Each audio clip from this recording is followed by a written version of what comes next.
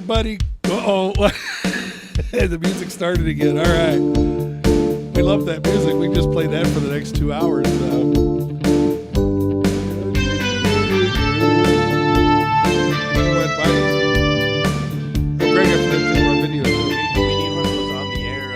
Coach Mike here, Kids and Sports on the Rant Radio Network.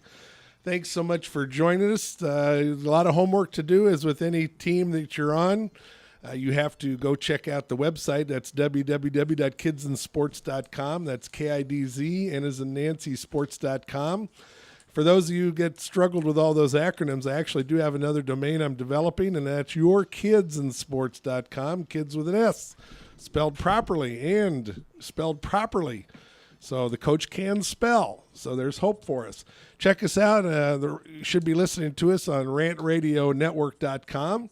You can always catch the show later. The show actually is on a rotating, we're live right now, 9 to 11 every Tuesday morning, and then it will rotate so that you can catch, if you don't get the live show, you can catch us later.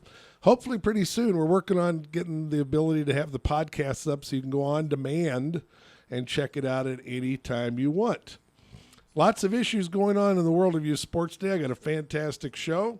My guest today is a very wise gentleman. I have a lot of respect for. He gives me lots of good advice. He's involved with a nonprofit that I'm working on and another one that I work for, actually, Greg Pappas. And Greg has been a coach, an athletic director, a teacher, a dad, just about everything right there, huh, Greg? Yeah, I'm still a dad, too, thinking about it. And then my good buddy Alex Alani. Now you got me all messed up. That's right. Just say it the way you like. Say it the way you like. That's fine. The gringo way, Alanis.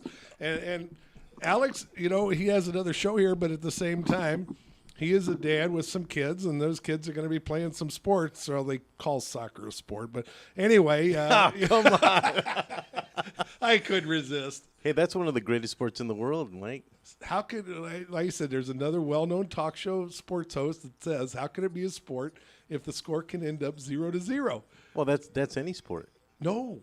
Soccer is, and what about hockey? Hockey, they have playoff, don't they? You can't. Yeah, but you could still end up with a tie if the shootout doesn't go right? You can have a tie, but not 0-0. I think soccer is the only one you can have 0-0. Well, not on the finals.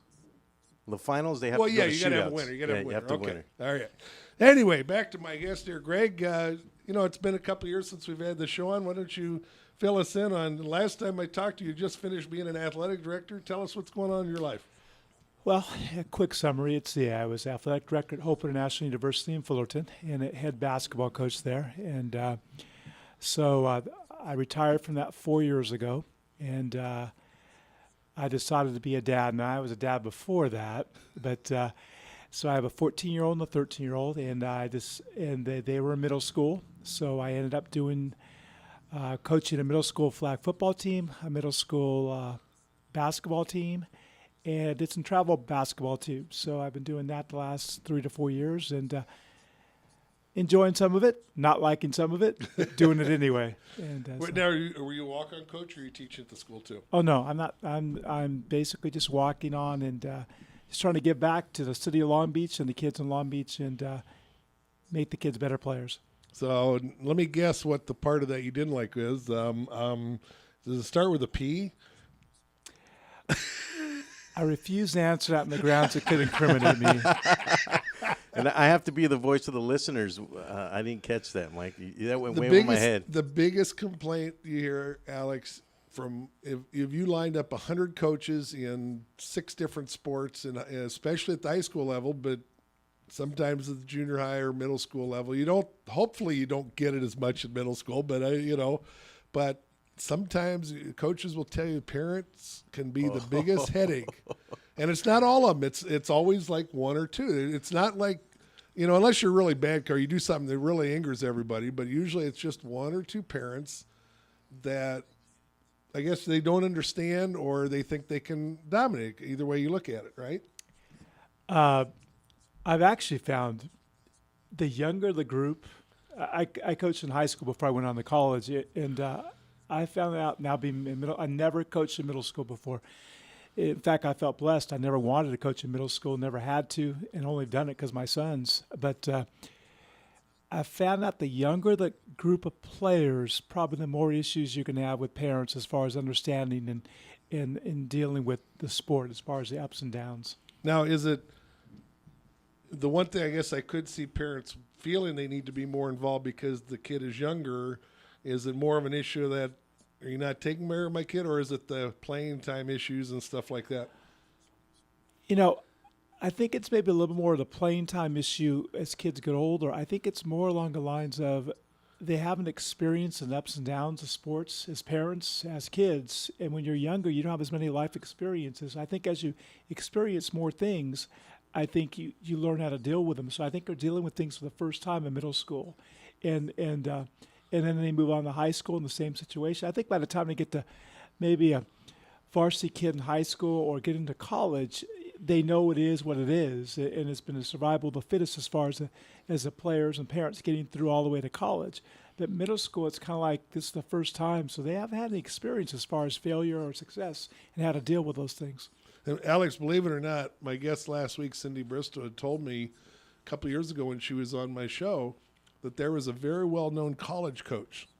And I think she did mention it. I have to go back and check my archives and stuff, that the parent, I guess some parent had donated money to the college and stuff, and they put enough pressure on to force this coach out. Even the coach was a national championship winning coach. And so you would think at the college level it would be totally gone, but apparently that's not true either. So politics is pretty thick in Politics is still Greg, last year I actually spoke at a church school award banquet for middle school, and when I do go out there, I have a definite message for the middle schools and for the 8th grade parents going in. When you're going to high school, you better get a few things straight. Number one, it's the coach's team. And if mom or dad goes trying to tell the coach how to run the team, your kid will not play. That's pretty much going to get BK, unless you're really good friends with the principal and complain enough, maybe. But the fact is it's the coach's team. Secondly, you have to earn your spot. You can't just walk on and expect to play. And especially if you're coming from a Christian school to a private school, you're going to hear language you don't usually hear on a regular basis. Sometimes from the coach as well. So, oh yeah. It's. I could mention a few schools in the area that one football coach in particular was very well known for cussing out, and it was accepted. There's no kind of rules or anything on the field about that. Not about really. Profanity Let's look at it. When I was athletic director in a private Christian college, we wouldn't allow our coaches at all to cuss, and we wouldn't allow the players to. It'd slip out every once in a while, but we make them do 25 push-ups or something to get the idea and go, if you're not saying something positive or encouraging, don't say it. So a little bit of a self-control thing, but as you get younger with younger kids, because they haven't experienced failure and frustrations and so forth, things slip out. And so you see it a lot in high school and middle school. And so it's there. I think from the coach's standpoint, I've never cussed. Some coaches at younger levels get frustrated because they've, just dealing with the games itself. So it happens. And without mentioning names, you had an experience. There was a coach at the college level that was, my understanding, was terminated because he lined the girls up one day and basically cussed them out because of frustration over the season, and was replaced the next day. Apparently didn't waste any time on that one. That was in softball, I think. Yes. Nelson called me up and he said, "Coach, they need a coach." And I go, "I don't have my degree yet." He said, "You don't need one. Put it in." And I remember one day I said, "How long is the list?" And you said, "Well, there's a file with your name on it." Yeah, you're in the file. Yeah. I'm sure there was more to it than that. But I'm not going specifically into that one, but just generally, it's even in the college level, as you look up, as you get frustrated, I think the players have all been around long enough. The coaches have been around long enough. It turns into a business at that situation. It turns into scholarship money as far as if you can't play and we're losing, either we change the coach, change the players, or somewhere in between. And so there's definitely some of that. And there's a frustration level as far as, sometimes if you don't know how to deal with that, you take verbally abuse your players out of frustration. And forget softball. We can alienate that more if you like later. But if you want to look at it from a different standpoint, you can look at the situation as far as at Rutgers with Mike Rice, 2 or 3 months ago, and just losing in with all the money involved forces people to say things they don't want to say, from the college level to the pro level, all the way to the middle school level. Even though the money's not involved, the frustration level's still there. Oh, sure. And, very few very well-known football and basketball coaches that not only just said a few words, but actually had pretty good tirades on TV and stuff, and they were tolerated because of their success. But there comes a point where you got to draw a line, I guess. I guess what's sad for me, and I see at the high school, is that with the kids, it's not too often. It's not a matter of slipping out. It's a habit that it's okay to say the F word, and it's part of their conversation and makes you more macho or whatever it is. I don't know. I'm an old-fashioned sexist pig, and it bothers me even more when I hear the girls talking that way. I mean, it just does. And I hear the girls talking that way. I think it almost, especially with younger kids, I think it's up to the coach to set the standard as far as, if it does slip out, okay, we'll do 25 push-ups, learn from the situation, do something, just something that makes them aware of the behavior is not accepted. It could be push-ups, it could be sit-ups, just something to make them aware of they're making a mistake. And so as a result, I think the coach has to set the environment up. I don't want to start it because we're going to be going to a break here pretty quick, but I actually had an incident this year where an umpire accused me of dropping an F-bomb, which I did not. And I did say a damn earlier because I got upset. My left fielder dropped a ball that should have been caught all day, and it was the third. We were in a game that had a chance to win here against a really powerful opponent. We were playing Kennedy, and anytime you can beat Kennedy, that's a big thing. So, I was getting a little frustrated, but I've got it in. I don't make the habit of dropping F-bomb. I don't talk that way, and. It's more like shut the front door, right? Shut the front. No, I don't even do it. But I'll tell you the rest of the story when I get back because it was pretty good. Coach Mike here, Kidz and Sports, with my guests Greg Pappas and Alex Alanis. We'll be back in just a minute on the Rant Radio Network.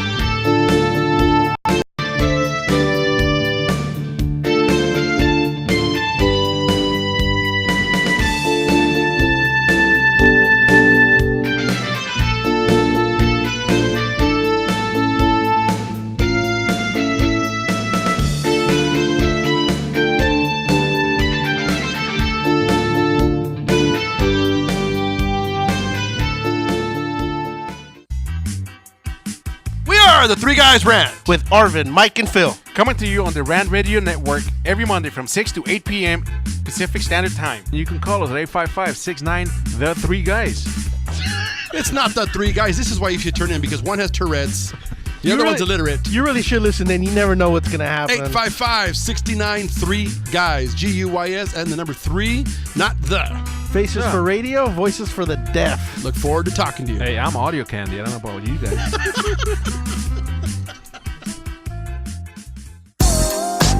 What up, foodie freaks? It's Chef Bev Lazo with the Culinary Trend Show. Join me and my brigade every Thursday night from 8 to 9 p.m. where we will be cooking up some crazy stuff that will give you the appetite for discussion. It's all about the good food, good friends, and good times. Only here on RantRadioNetwork.com.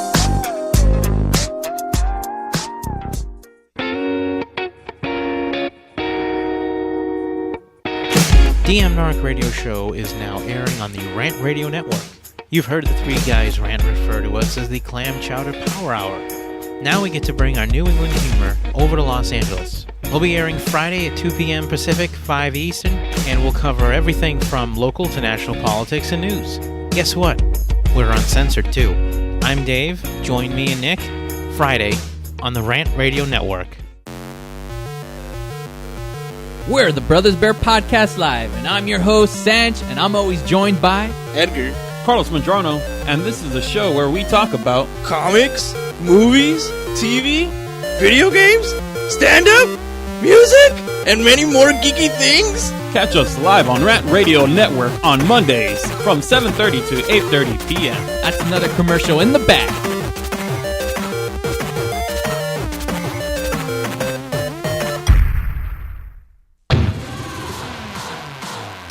Hi, I'm Aaron Michael Sanchez. And I'm Kelly V. Dolan. And we are excited to announce our show Live with Aaron and Kelly is on Rant Radio Network. What do we talk about on our show, Kelly? We talk about everything from entertainment to business and tech, and we have a few laughs in between. That's right. Go check us out on rantradionetwork.com. That's rantradionetwork.com. Check it out.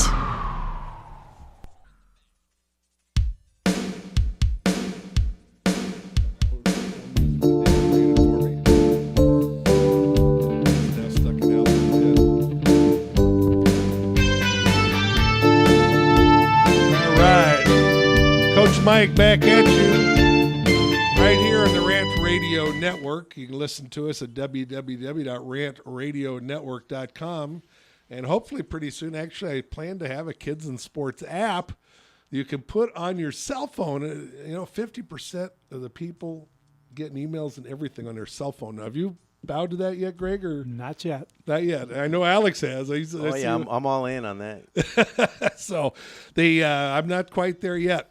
I love to do the show. I finally got back on here, and not everything, but a lot of what I do is designed to support my coaching habit. I love coaching. I'm a high school walk-on softball coach. So please check out my other website. That's MEDesign, michaeledesign.com, or no, online.com. I forgot somebody beat me to MEDesign.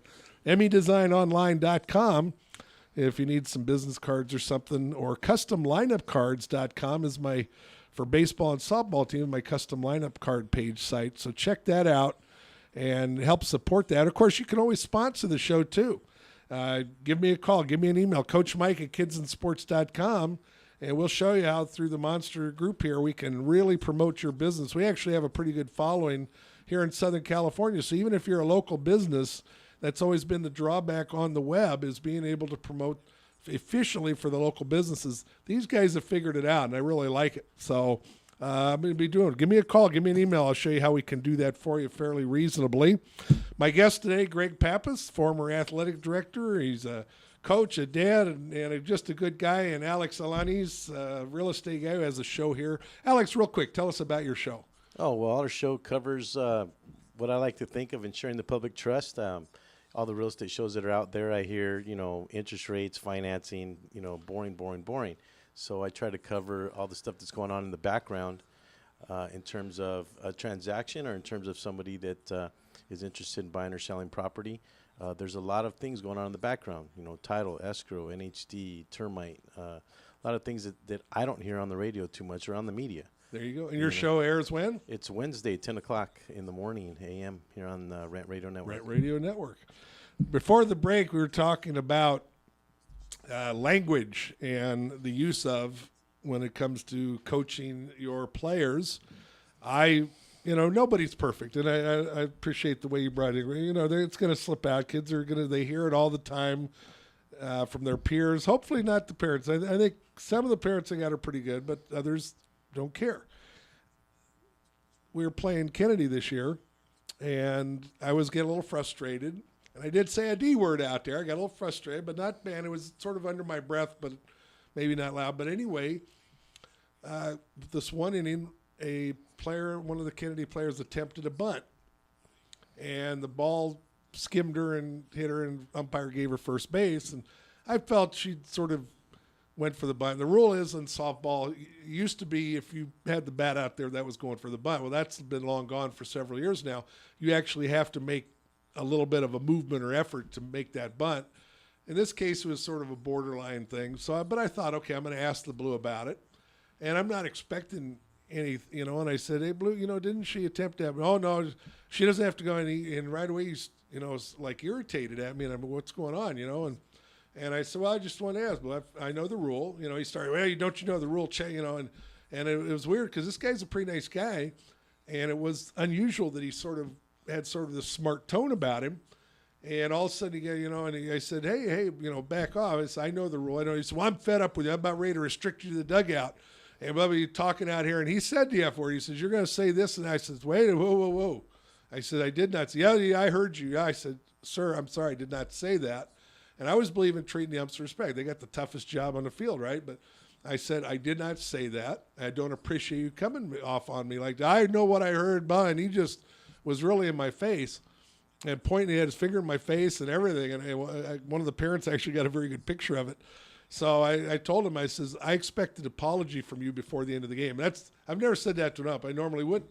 But this case, he irritated. I said, I want an apology for the game. I do not talk like that at my players. I don't talk like that generally. I mean, if you can slip up, but usually if I'm a group of guys somewhere, I don't talk that way in front of my players.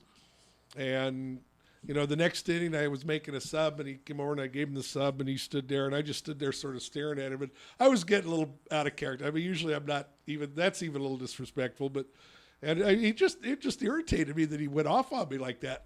So he says, is there anything else? I said, no. And I'm just standing there looking as he walks away.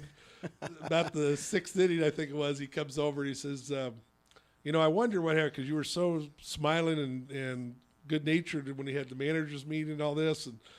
And I said, I don't talk. And my assistant coach said, he doesn't talk like that. And he said, it was a girl, one of the players on the other team, one of my other players told me when she was picking up her bat or something. He said, well, I apologize. He said, I thought I heard you say that. I said, apology accepted, no problem, and things are good. How much would that solve so many problems if we apologize when we do something wrong, apologize for it. Right. I was just thinking, as you told your story, I think you're right as far as the apology. But two things I found out, and I think work fairly well. Whenever I have an issue with an umpire or referee or whatever, I as opposed to debating if he or she did this or that, I always ask the umpire or ref in basketball situation, ask him, what'd you see? And then it's no debate as far as, because the moment you say, quote unquote, what did he do or she do, they get on the defensive. But the moment I said, what did you see? They can't be wrong, because they may have saw it from one direction and then you may have saw it from a different direction. Sure. And I think that disarms it and makes it a little bit more positive as far as, the second thing I found out too, it works fairly well. If I don't like something that the other team is doing, I scream at my team and tell them, don't do it. Oh, that's a good one. I like that. And then after the fact, I'll tell them that wasn't meant for you in a huddle, and that was meant for them. But that plants a seed as far as... That's the reverse psychology. Yeah, that's pretty good. I like that. I'll have to try that a little bit more often. Greg, I don't want to expose your dirty laundry. Have you ever been tossed? No. In high school, in 20 years in high school, I got one technical foul. It was at Hawthorne High School, coaching a girls' varsity game. I coached girls' basketball a long time ago, back in the 80s. And all I said was, quote unquote, blow the whistle. But I said it at a time where everything was quiet in the gym. And I go, that was my first tee, I think, at that point, in 7 years. He goes, you want your second in 30 seconds? So that was the only technical foul I ever got in high school, and I never got one in college. I'm probably more likely to get one in middle school than I probably am, because in college you get to know the officials and you respect them, they respect you, and you can talk back and forth and kind of kibitz as the game goes on and say, hey, what'd you think on that? What'd you see there? But in middle school with less experience, right, everybody's got a little bit more to react too quickly.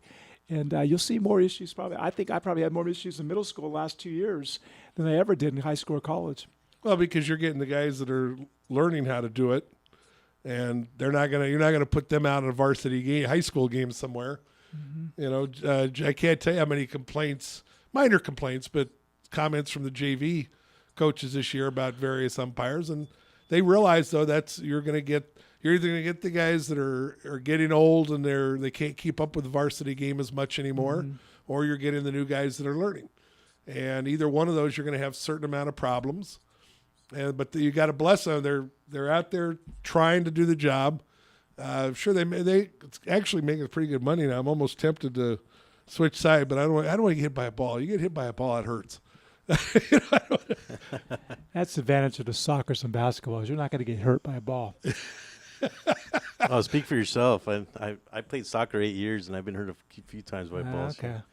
Let's hear about this. How do you get hurt playing soccer? Well, we use our head a lot playing soccer, and sometimes the ball comes a little bit too hard and fast, and it hits you in the head, or you deliberately try to hit it in a spot where like the Right. I'm not sure what this is called on your head here. The top of your forehead. Cranium is, I don't know. The cranium. Okay, maybe that's a good word for it. The I'm cranium. guessing.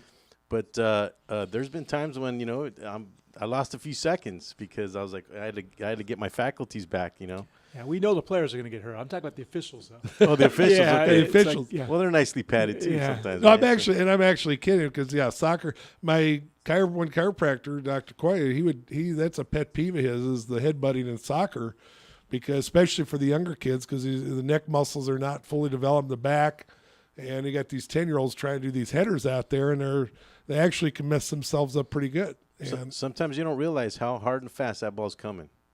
You see it done in professional sports, and you take that for granted. And concussions are a big issue these days.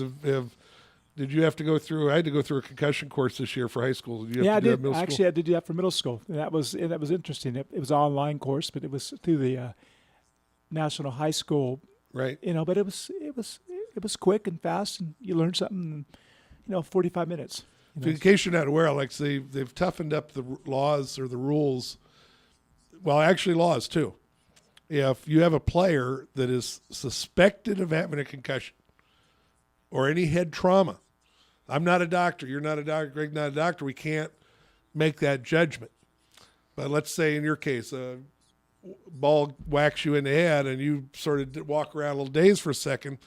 I have to pull you out of the game and do an eyeball check and my lay capabilities, let's say, determine if you've been affected at all. And if you have, I cannot put you back into that game or a practice until your doctor has signed off and said that you're okay to go.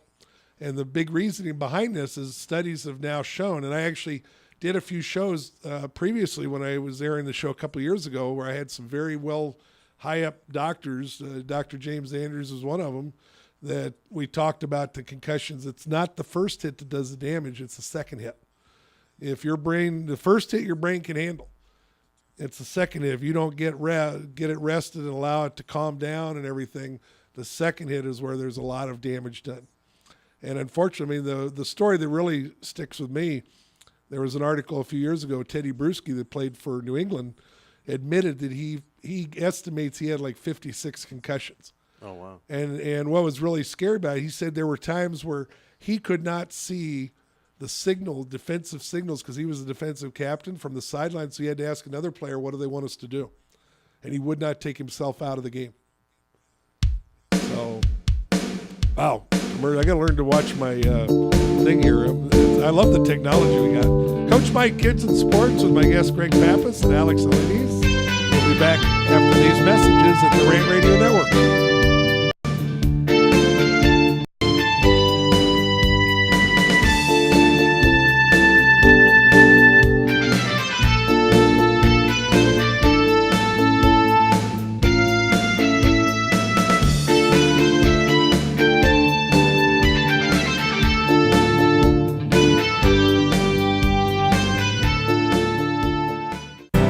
Experts know that for pastry, Baker's Bodega has it all. Exclusive brands like Westco Bankmark, Satin Ice, and Pastry Pride. One-on-one day seminars for cake decorating and gelatin art. So for our service, wide range of ingredients and supplies, and for the low prices, Baker's Bodega has it all. But you don't need to be an expert. Baker's Bodega, 7869 Paramount Boulevard in Pico Rivera. Come, we're waiting for you.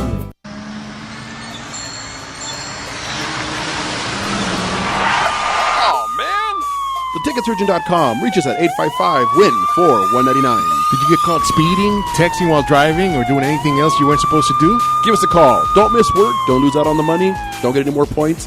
What about your insurance? Let us fight for you. TheTicketSurgeon.com at 855-WIN-4-199. This segment's sponsored by Mucho Macho Michelada. Whenever you got to spice up your beer, Mucho Macho Michelada is for you. Only real men. Did you say mucho macho? Mucho Macho, baby, where the real men come to drink. Hey, I don't always drink michelada, but when I do, I drink mucho macho michelada. If only Arvin could be a little more mucho macho. Will it put some hair on my chest? No, but te quema entrando y saliendo.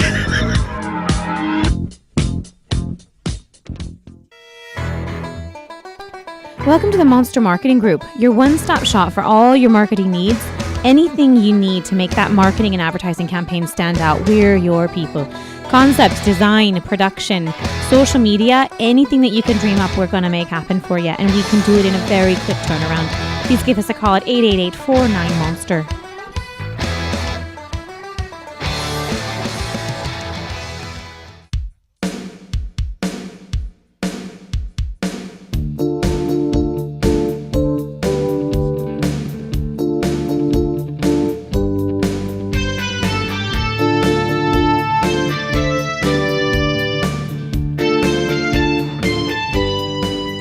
All right, Coach Mike here, Kids and Sports at the Rant Radio Network, www.rantradionetwork.com. You can check out my site at www.kidsandsports.com. KIDZN is in Nancy, sports.com. Teach first, win later is my motto.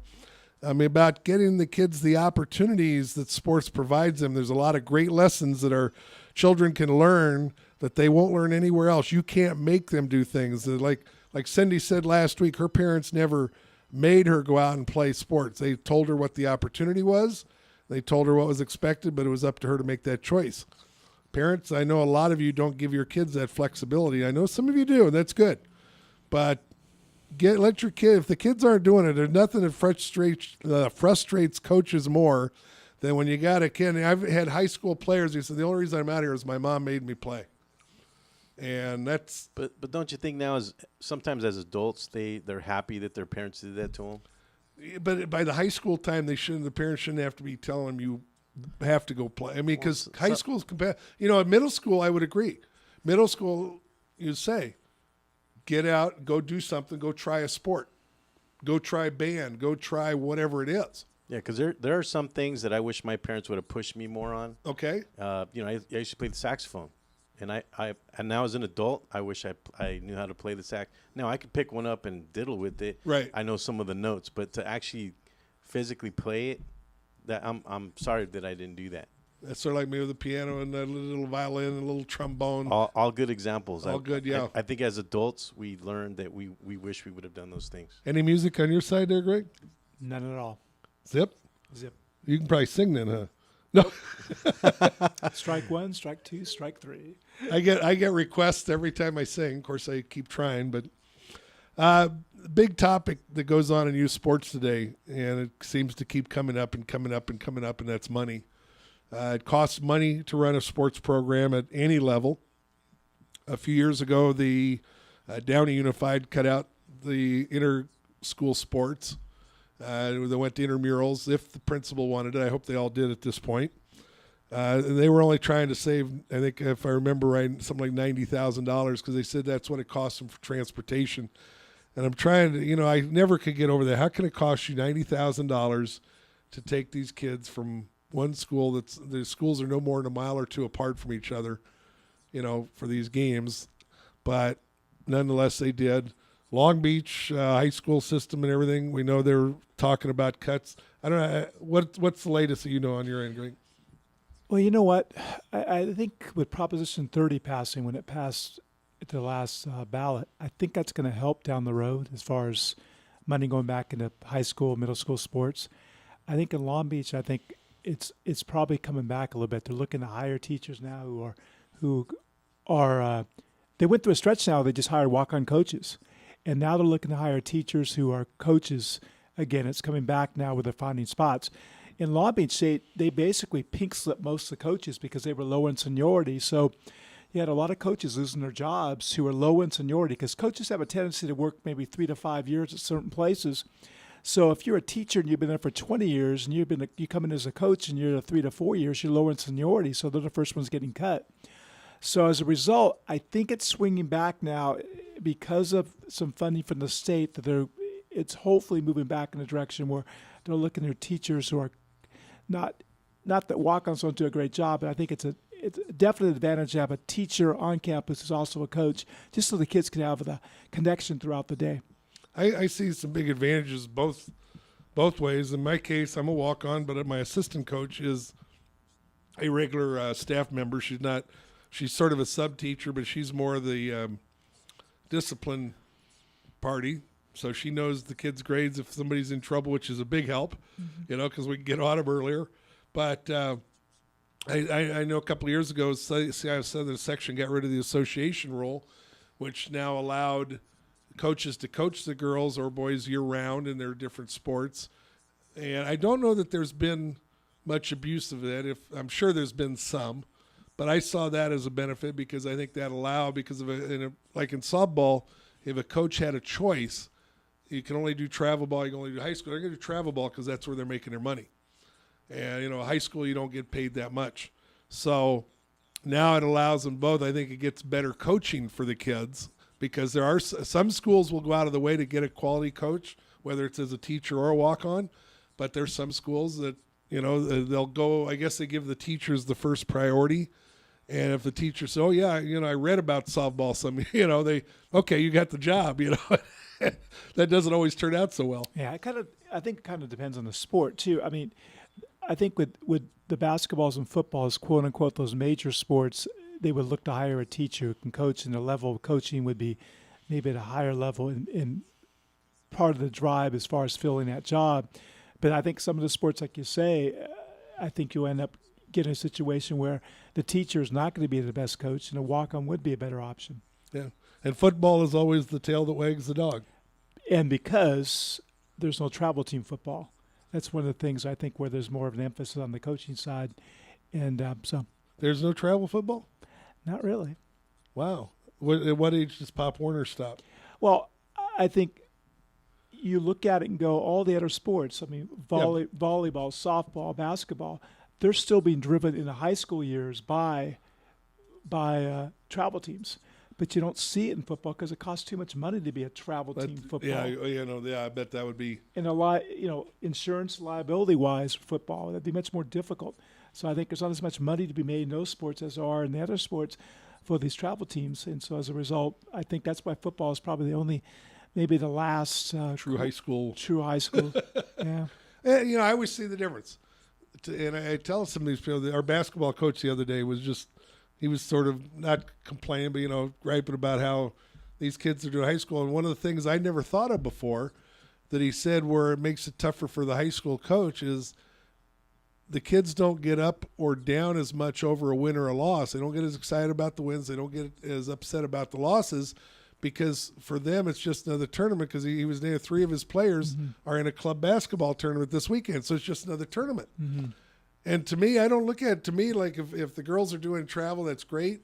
But and you want to win an ASA national title, that's fantastic. But to me, there's something special about playing for your high school, wearing those colors. It's not the same. But I guess basketball, maybe volleyball. Yeah, I know travel. He says he remembers when the travel schedule worked around the high school schedule, and now it's sort of reversed. Well, there's 2 things that happened. When the schools made budget cuts, it made the travel teams more important. When the travel teams became more important, they were able to make more money. And when they made more money, that started shifting the emphasis. And so I totally agree with that. The high school is almost secondary to travel ball because there's more money driving the travel ball with these coaches, the outside parties, as opposed to a high school situation. But the one problem is when it comes down to if you're going to make it to college, a small amount of kids are going to make it to Division I or Division II. But if you're going to make it that far, it's really up to the high school coach to make sure that kid's qualifying academically. Yeah. So it's kind of backwards. The travel team coach is out of it in that situation. It's the high school coach making sure that the kid's meeting all the requirements as far as can he make it to a Division I, Division II NCAA school or any high school. And I think there are some travel teams in softball where the coaches will monitor grades or in some fashion, and a lot of them. Well, I don't know what percentage. Maybe I'll be a survey I'll run on my website now. But a number of the better travel teams not only go to like showcases. Sometimes showcases are not worth the money. You're paying extra money against a tournament, but you're paying more money because they supposedly have all these college coaches. I remember one year we went to a showcase and there wasn't a college coach to be seen. Well, here's that inner voice again, Mike. What's a showcase? Showcase, okay, regular tournament, you're there to win the tournament, like ASA Nationals. Actually, ASA Nationals is probably the biggest showcase in a way. But a showcase, there will be showcases where the coaches will go out and they will invite college coaches to come in. Here's a showcase. The big one here in Southern California, Surf City, for softball down in Huntington Beach. And what they allow them to scout? Is that what they're doing? The college coach can come out anytime. This is the one thing where travel, and probably, I don't know if it's the same in basketball, but in softball where travel does, so, you're playing the same season. The college softball season is the same time as the high school softball season. College plays more games. So the college coach doesn't have time to come out and look at your high school team very often. Once in a while, usually they might send a dad, an alumni, former player, but the travel tournaments, they can go because it's in the summer. They got a little time off. They'll go watch some of these travel tournaments. And a showcase, usually there's a big one, I think, in October, and there's another big one in the summer. There was the one this last weekend was the Joe Classic up in Las Vegas. And you'll have 50 teams playing on 2 or 3 different parks, and they have the college coaches, and you'll have some college coaches there. Now, one of the misnomers is some parents tend to think, there's a showcase, so we just have to show up and these college coaches will be here. No, you still got to do your part. And a good travel coach is teaching his players, you need to start writing letters. By the time you're a freshman or sophomore, you need to be writing letters to the college coaches saying, I'm interested in your program. I want to play softball in college. Here's my stats. Here's the team I'm on. Here's where I'm going to play. Here's the tournament. Even a high school tournament, if they get away, they might come and see or send somebody to see you at a high school tournament. And they like a tournament because, let's say, depending on what park it is, there's 4 fields with the backstops all right here facing out. That coach can stand literally in the middle and just go, they'll watch the first 4 or 5 batters and go from field to field and see the different players. So it's better for them too. I don't know, basketball, you only put 2 teams on a floor. I mean, unless it's a super gym. It's basically the same. I mean, from a college coaching standpoint, I always try to go to a place where I could see 4 or 5 courts at one time and try to jump from one court to the other. And from a recruiting standpoint, I think it's important when you walk into these showcases like softball or for basketball, you need to exactly know what you're looking for, because if not, you can get distracted when you're looking to recruit. You want to look specifically for a certain position, and that way you know what you're focused on and know what you're looking for. Because from the other side of it, you're looking at it from a kid standpoint, from the coach's standpoint, you need to know exactly what you're looking for, or you get distracted and you're wasting your time. And you only have so much time to go out and see these kids.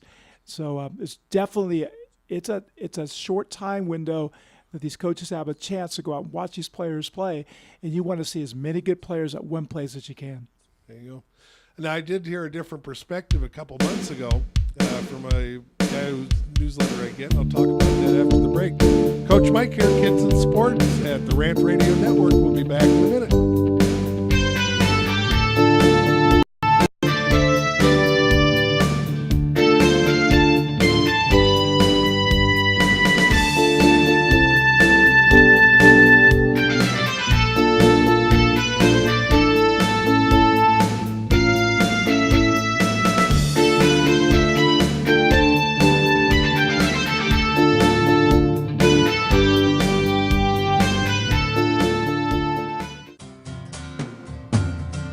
Looking for a delicious, fresh family meal that's ready when you are and easy on your budget? Welcome to Piara Pizza.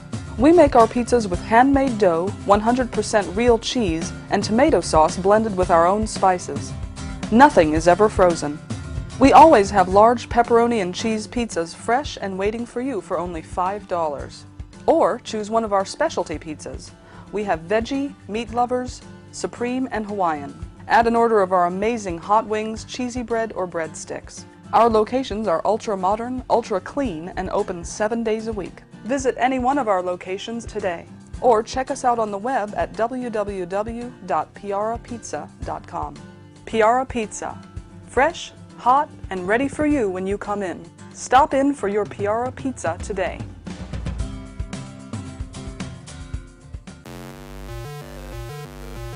We're the Brothers Bear Podcast Live, and I'm your host, Sanch, and I'm always joined by Edgar, Carlos Medrano, and this is a show where we talk about comics, movies, TV, video games, stand-up, music, and many more geeky things. Catch us live on Rant Radio Network on Mondays from 7:30 to 8:30 p.m. That's another commercial in the back.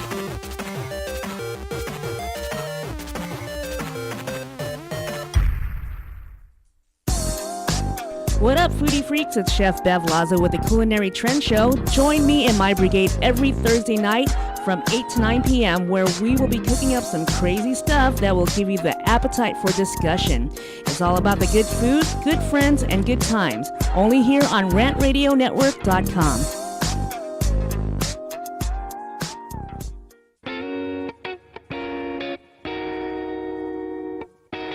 DM Narc Radio Show is now airing on the Rant Radio Network. You've heard the three guys Rant refer to us as the Clam Chowder Power Hour.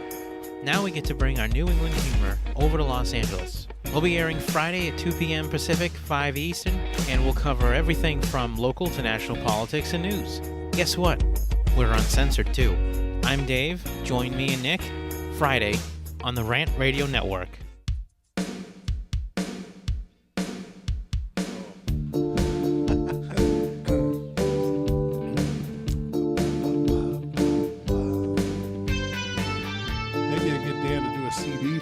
My friend Dan Malone provided my bumper music here at Kidz and Sports on the Rant Radio Network, www.rantradionetwork.com. All the shows do repeat when the live shows are not on. So if you miss this one, you can actually catch it again later. I was listening to last week's show before we came on the air today. I thought that was pretty cool. I heard it last night. There you go. You heard it last night, so that's a good thing. Where were we going before the break? I was going to tell you something when I came back. I'm getting old, and I didn't write it down. We started talking about some other things during the break. Yeah, boy, that's terrible. I'll remember it. Oh, a different perspective. Oh, the different perspective of the showcase. Thank you. Yeah. Yes. Bobby Simpson is a guy he has a ministry, and his business, I guess you'd say, is highergroundsoftball.com. And Bobby's been on my show before. Great guy. I met him at one of the coaches' clinics. And a couple of months ago, he put out in his newsletter and his blog or whatever about the one thing about showcases that I won't say he doesn't like them and everything, but, man, I'll try and get him on in a couple of weeks and get him to talk about that. Right now he's in all his summer camps, but he said that what are we trying to develop among our players is teamwork, working with others. And what is the showcase? The showcase is saying me, me, me, me. About the individual. So it's going exactly the opposite. And I have no problem from a showcase from the general concept. It's if it gets your kids exposure, but the sad thing is, and it is a moneymaker for some of these people that do it, there's a lot of teams that'll go and might have one player on the team that's at the level to be showcased. So they're paying more. A normal tournament might cost you, let's say, $400 for your team to enter. A showcase, a lot of times, you're going to pay $600-$700 to get in that showcase. So because some of them, I don't know all the details. Pieces I've heard is that sometimes they'll pay some college coaches. They might help them with their expenses if it'll get them there. Now you're talking about that particular player? For that tournament. For the team. The team is like $700 entry fee for the team. Oh, okay. It's for the whole team. Right. Got it. And so they'll go to the showcase, and they really don't have anybody that is at a place to be seen or good enough to be seen maybe. And, you obviously you got a handful of teams where half the team is good enough to be seen, or more. But you'll have some players, I want to go do this show. And the parents are pushing it. The parents, we want to get into the showcase. Yeah, now some of those teams are handpicked as well, though. If you have, part of the team, or you said half of the team is good enough to be there, yeah, they're already handpicked anyway. Well, the travel team is you're earning that spot. Got it. But, there's so many kids doing travel, and there's so many teams. I don't know if the economy maybe has cut back a little bit. I think that's something I'm going to look here because I know there were some people the last couple of years that I can't afford to travel. So. Well, okay. Speaking about it from the travel team side, I totally agree with the standpoint that these players are playing so many games that they're really not learning the game as far as at a fundamental level. They're just playing the game and then moving on to the next one. They just turn the page. Almost a little bit like sometimes I watch Major League Baseball players. They play 162 games and they keep turning pages. And if they lost 8 in a row, their reaction is they're not trying to learn from the 8 games they just lost or think about tomorrow. It's going to keep turning pages. And I guess that's the way you mentally, emotionally survive when you're going through 6 months of a grind. But travel ball is a little bit like that too, where where you're just worried about the next game. And the showcase, as far as the mentality is, the individual. It's more important to play well as an individual and as opposed to playing well as a team. So it teaches the wrong habits. And it's so. And then going back now to the college side, these travel teams and these guys running these showcase events. I don't know about softball, but I'll tell you, we would end up from a college basketball recruiting standpoint, we would end up having to pay to get in, pay for your assistants to get into the showcase. And on top of that, pay for a coach's packet, which may cost $250 so you could just identify the players as far as the numbers. Wow. So they're always making ways to make money, in a showcase environment, the guys running these individual showcase events. That must have been a really special one because that would sort of boggle my mind that they're going to charge the coach, because if the coaches don't show up, pretty soon your teams aren't going to be coming back. Yeah, the higher level ones, the higher level camps, they're going to charge it. And they're always looking a way to make money. And on top of that, the other thing it's a misnomer too is in basketball, the better players don't pay in the travel. What happens is the better players don't pay. The lesser players end up paying for the better players as far as so that environment leads to entitlement, leads to feeling like I'm better than you. And so it's not the best environment to raise somebody as far as with the proper values I think we'd like to see. I have a question. Yes. When you said about making money, is that more related to profit, or is that more related to supporting the establishment? It's more the profit. It's profit. I think with a lot of these guys, it's about profit because they realize with the cutbacks in middle school sports, with the cutbacks in high school sports, it's made travel ball more of a viable alternative. And so as a result, to replace what used to be done 20 years ago with high schools is now being done with travel ball. And so as a result, they fill the void, and as a result, they take advantage of that void. It's for profit and the other thing is a teacher or coach has more on the line because his career is on the line as far as his teaching job. A travel team coach, a lot of times, even though they may have to jump through a few hoops to get quote unquote certified, they don't have as much on the line. They don't have a career on the line. And so that's the thing where I think there's less for them to lose if something goes wrong, as opposed to a teaching in high school environment.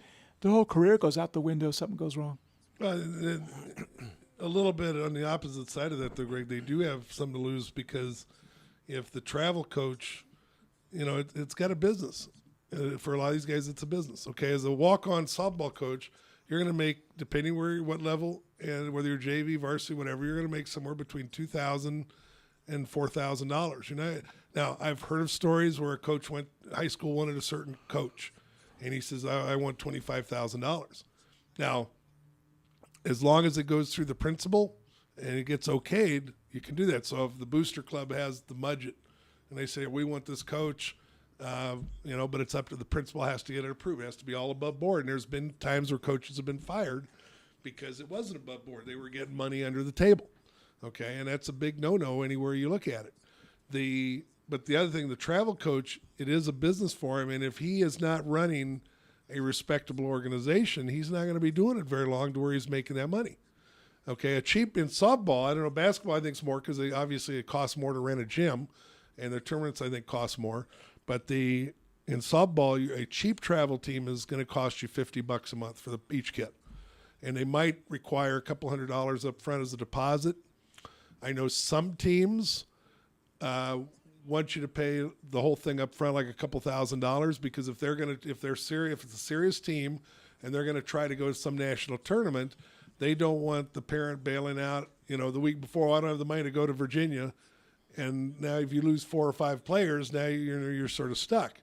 So there's some teams that will require some sort of commitment in that regard. The more expensive teams obviously going to cost more.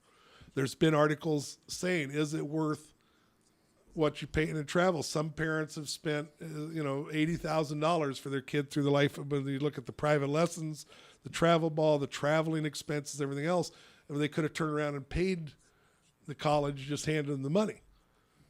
Well, I see a little bit of a disconnect, though, Coach Mike, because on one side we're saying, okay, it's what Greg was saying in terms of it being somewhat profit, but some of it's got to be supporting the establishment? You know, the who controls that? The travel. If you're a travel coach, that's your team.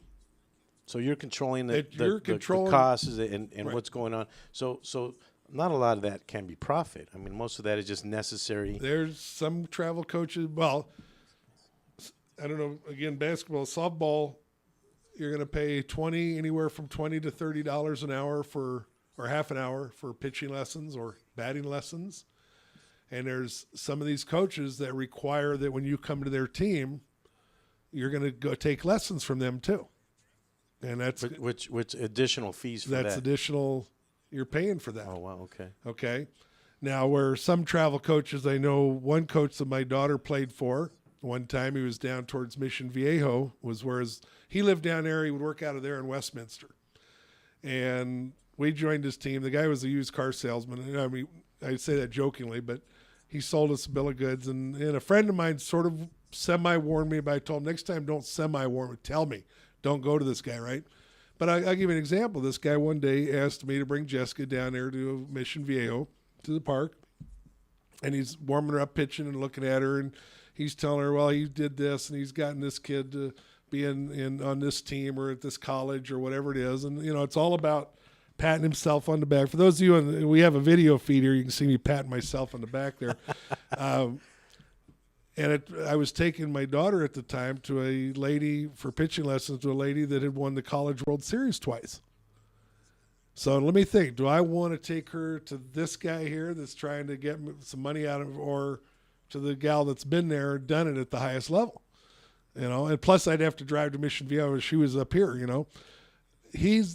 Last I heard, this gentleman is out of business because he tried to do a tournament or two and didn't get the teams, didn't pull the tournament off, and those teams that had paid him entry fee, apparently he didn't have the money to get back to them. And so I don't know where he's at, but his teams have suddenly disappeared. Wow. It is a business for a lot of these guys. Some of them do it. I'd say the best ones do it right.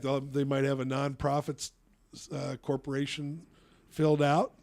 Some of them will support high school team. Some of them will rent fields from the high school. The districts are making that tougher now. I had a travel team wanted to donate to my program and wanted to rent our fields. The district wanted to charge them $50 an hour to use the field. $50 for a softball field? You got to be kidding. He said no. He went and found a cheaper field somewhere. So, but as a layman myself, I see that as being fairly inexpensive. In the overall scheme of things. Well, try to put a field together. I mean, that's how I look at it. So generally, I'd say a number for basketball for a travel team would be at least $100 a month, because, like Mike said, you're talking about gyms and so forth. But you know the thing that's made this. We were talking about. You have a 3-year-old son or a daughter. 3-year-old daughter. Okay, and your oldest is 20, right? 20. Okay. In that time period, when that 20-year-old was originally playing sports, he was going out and playing. And we'll finish that. We gotta take one of those profit timeouts. Coach Mike, Kidz in Sports, with my guest Greg Pappas and Alex Alanis on the Rant Radio Network. We'll be back in a moment.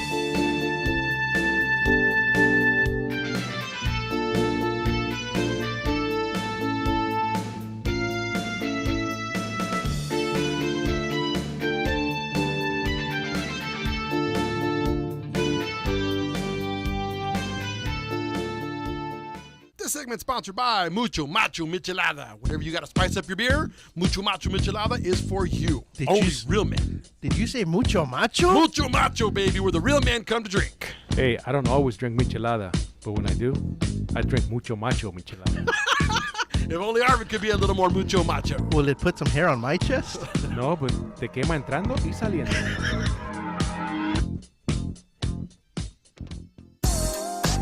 What up, foodie freaks? It's Chef Bev Lazo with the Culinary Trend Show. Join me and my brigade every Thursday night from 8 to 9 p.m. where we will be cooking up some crazy stuff that will give you the appetite for discussion. It's all about the good food, good friends, and good times. Only here on RantRadioNetwork.com. you watching the game at home? Why? Come watch it at Mambo Grill, the hottest spot in Downey. You'll have good food, drinks, and a great time at a low price. We have the coldest beer in our sports bar, where you can enjoy the game on any of our huge flat screen TVs. And when your home team wins, you get 25% off anything in Mambo Grill. We're on Downey Avenue, 1 block north of Firestone, or visit us on the web. Mambo Grill, love at first bite. We are the Three Guys Rant. With Arvin, Mike, and Phil. Coming to you on the Rant Radio Network every Monday from 6 to 8 p.m. Pacific Standard Time. You can call us at 855-69 The Three Guys. It's not the Three Guys. This is why you should turn in, because one has Tourette's. The other one's illiterate. You really should listen in. You never know what's going to happen. 855-69-3-GUYS. G-U-Y-S and the number 3, not the. Faces for radio, voices for the deaf. Look forward to talking to you. Hey, I'm audio candy. I don't know about you guys.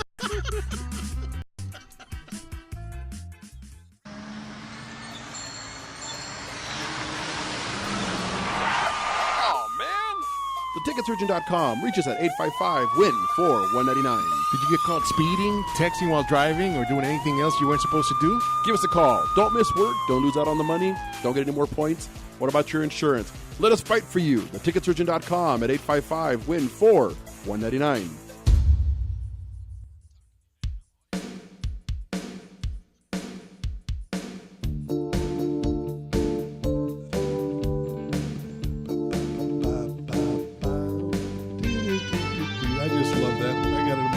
Coach Mike here, Kids and Sports at AdrenalineRadio.com. If you'd like to call the show and talk to my guests or ask a question here of us all, 866-969-RANT, and that's 7268, 969-7268. Feel free to give us a call. We'll try to hook you up. We're starting rookie. I've got to learn this phone thing a lot better, but we'll get it right. And I appreciate what they're doing here at the network. As we went to the break, Greg, you started to tell us. Well, I think the one thing that's changed over the last 20 years is it kind of goes back with that travel ball is, and I definitely saw this in the college level, is because parents are investing so young in their 3 and 4 and 5. If it's gymnastics, it seemed like gymnastics is a little bit earlier. Kids play to, go into gymnastics. They're all investing so much earlier, as opposed to when we were younger. There wasn't investment. We just went out and played the game for the love of the sport. There was no travel ball when we were kids. and so as a result of that, the investment by the parents in time and money is so much greater. Everybody expects more out of it. And when they don't get what they want out of it, the frustration level kicks in, and it can be expressed in many different ways to officials, to coaches, to players. And so that's definitely a thing that's changed is they got more invested. They expect more out. Well, I can tell you, you guys may not consider this to be a sport, but when my 20-year-old was 4, she started in dance. Mm-hmm. And for girls, that's a sport. Yes. For them. Mm-hmm. They would have their performances, they would do all that. But it ended up being where she became the head cheerleader here at Lucerne High School. There you go. You ever watch that show, Dance Mobs?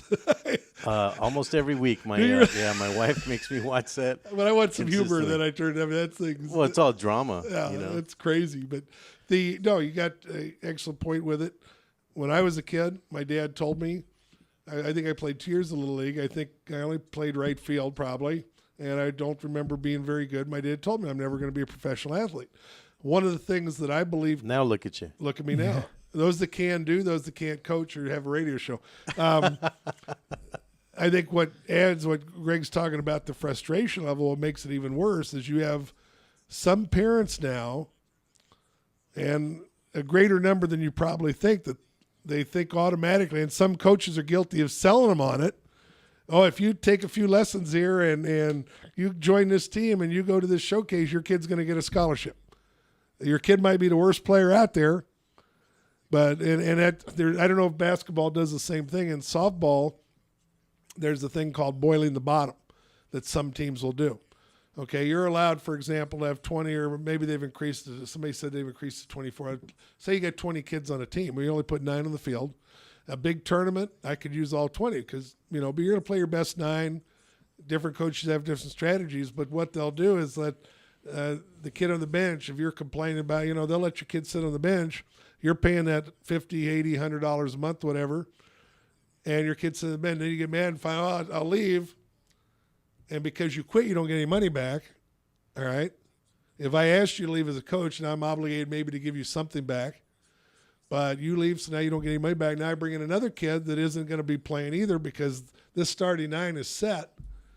And now I'm collecting another 50, 68. Like Greg said, the ones that aren't as good are paying for the other ones.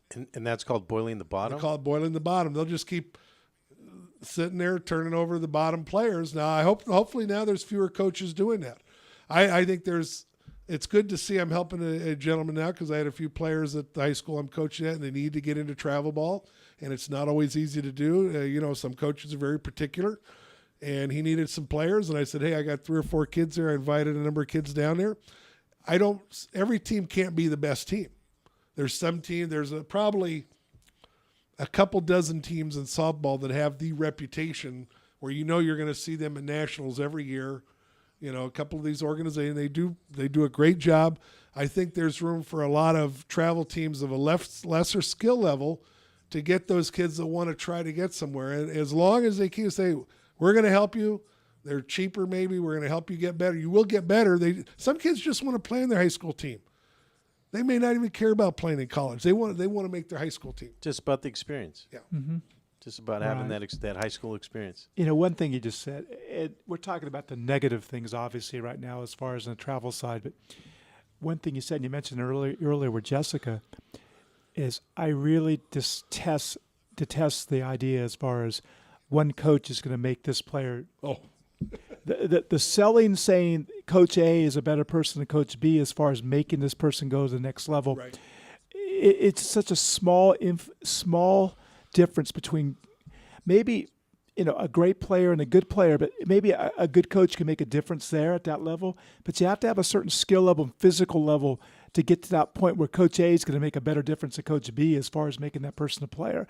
And that's what sells the travel team goal, which keeps these numbers boiling the bottom, keeps those numbers up, and they're selling that dream, and that dream isn't real. And that's where the frustration comes in. And it goes back false to expectation. Well, yeah, it goes back to what my dad told me at an early age. You don't have the body, you don't have the physical makeup, you're never going to be a pro baseball player. Okay? And now, with the training facilities... You're breaking my heart. Well, no, with the training facilities we've got today, and with the number of teams, because obviously with more teams, you need more players. Are there more opportunities now for a player that maybe 20 years ago wouldn't have had a chance to play? Sure there is. And especially as quickly as these pros get hurt and their future is in and out, sure there's opportunity if you want to do the work. Now, the super stud we had at Western last year, I didn't make her. She was already at a scholarship when I walked onto campus. Very respectful kid, great kid, Kaylee Pualoa. She's started as a freshman at Georgia this year. She was an SEC Freshman Athlete of the Week at least once that I know of. They barely got knocked out by ASU in the regionals, 2-0 both games. She had an awesome career. Did I make her? No, I didn't. Hopefully I taught her a few things that maybe she could put in, but she was already there. You know what made her? I don't know what she would tell you right now. If she would give credit mostly to one coach or another. From what I saw, what made Kaylee Pualoa the player she was is her parents and her. Her parents because they taught her the discipline, and her because she had a great work ethic. They had a batting cage in their backyard, and they would go out there and bat in the batting cage. And that's what you got to take what the coach gives you and go practice it. You can't just, I did that with my daughter when she was 8 years old. I took her to pitching lesson. She wouldn't do her drills during the week. I said, look, I'm not going to take you pay for practice. If you're not going to do the drills the coach wants you to do, then we're not going to do this. Sounds like she loved it. She loved to do it. Well, at that time she didn't. She was at that time. At 8 years old, she was a kid. And parents tend to forget that. These kids, even up to high school sometimes, kids are kids. And they, what Cindy talked about last week, you got these parents that are dragging their kids to hitting lessons, pitching lessons, defense, outfield lesson, this lesson, that lesson. The kid has no time to be a kid. And so now they're not just they're getting better, but they're also getting burned out. One thing along those lines, too, is I think we've been talking generality just across the board, is putting everything under the travel team umbrella, and these Coach A, Coach B, who's a better coach, who's going to make you be this player, who's going to get you a scholarship, all this. The other thing, it's two things that come to my mind are, number one, because college costs so much more now, parents are looking for a way to get kids to college, and so the stakes have gone up. So they're looking for any avenue to get that kid there. But one thing that you brought up, too, every sport's different, and the culture of the sport's different. Baseball and softball, in some of the sports, you can be a grinder and you can make yourself a player. In basketball or volleyball, if you're a middle hitter in volleyball, you can tell the person's going to grow with a girl or a guy. Even, you can tell physically it's a genetic thing. In basketball, it's a vertical sport. It's a genetic thing. So you can maybe sell the dream even longer in some of these sports where the genetics don't separate you. You could sell because there's been a lot of great baseball players who've made themselves players by grinding away. And genetically, you look at them and go, there's no difference between that person and that person. So each culture of the sport's different. And that's a big positive. There is no greater story, and I will bring any player in here, because I'll bring players now and then. If you started and you were that person and everybody's telling you can't make it, and you're not going to do it, and you're not going to, and there you decide, I'm going to make it. You set yourself goals. That's what the good part of sports is. You learn to set goals. Say, okay, I want to play in college. I'm being told I'm not good enough now. I need to do this, and that to get better. So I'm going to go do what I got to do to get better. If the kid chooses to do it, great. God bless him. Then that is the positive. That's the story. And I'll be glad to bring every one of those stories in here and put them on the show. I'd love to do that. It's not, and I guess the story, and I think probably just don't have time. I'll tell you, my daughter was on this 12 and under travel team down in San Pedro. And there's a set of fields under the tank that they paint up at Halloween with like a pumpkin. There's a set of fields there. I think it's Anaheim and Gaffey. We would practice down there where there was a coach giving pitching lessons over on another field. And the one day our coach told me that he was working with his daughter. I think she was about 12, 13 years old or whatever. And the coach said he had another daughter that was a star pitcher through high school. And Dad was just, making her do this pitching. She was a very good pitcher. She had college scholarship offers like you couldn't believe. She graduated from high school. She said, I'm done with softball. I can't stand softball. Wow. I'm going to go do my thing now, Dad. And I told my daughter, don't ever do it. If you don't want to play, then you tell me I don't want to play anymore. And we'll go work on something. If you want to learn to develop some other skill, great. Okay. But don't do that. But yet I hear, like I said, I've had 2 kids, and just even since I've been at Western, I've had 2 kids that said the only reason they were out there is because Mom or Dad made them come out because they wanted them to do something. So you go out, that at middle school, that's where you do that.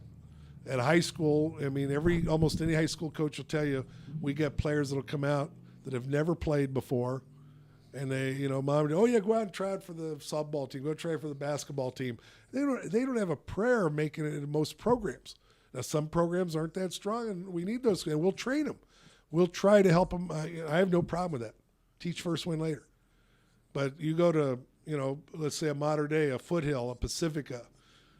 Lakewood's pretty strong in some sports. Milliken. You go to some of these programs where they'll have 60 kids. I know my daughter, the one year at Santa Fe, 50, 60 kids trying out for the softball team. How many are allowed? Well, if let's say you had 15 on varsity, 15 on JV, there's 30 kids. And you already got returning players. Okay? So you're going to make that team if you've never played? Probably not. Coach Mike here, Kidz and Sports. We're on our second hour already. Boy, time goes by when we're having fun at the Rant Radio Network. We'll be back in a minute.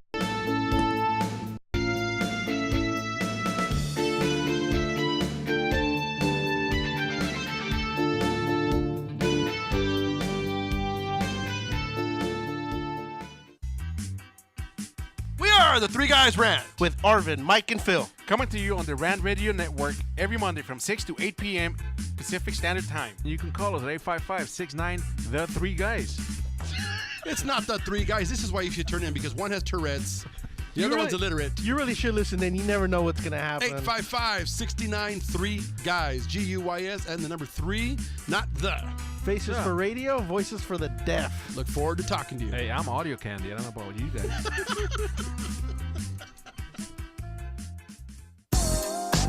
What up, foodie freaks? It's Chef Bev Lazo with the Culinary Trend Show. Join me and my brigade every Thursday night from 8 to 9 p.m. where we will be cooking up some crazy stuff that will give you the appetite for discussion. It's all about the good food, good friends, and good times. Only here on RantRadioNetwork.com.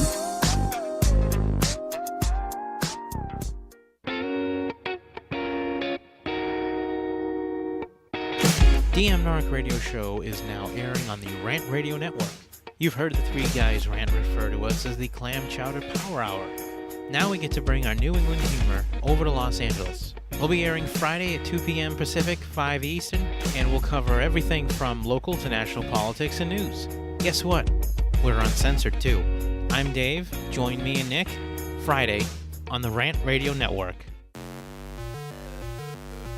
We're the Brothers Bear Podcast Live, and I'm your host, Sanch, and I'm always joined by Edgar, Carlos Medrano, and this is a show where we talk about comics, movies, TV, video games, stand-up, music, and many more geeky things. Catch us live on Rant Radio Network on Mondays from 7:30 to 8:30 p.m. That's another commercial in the back.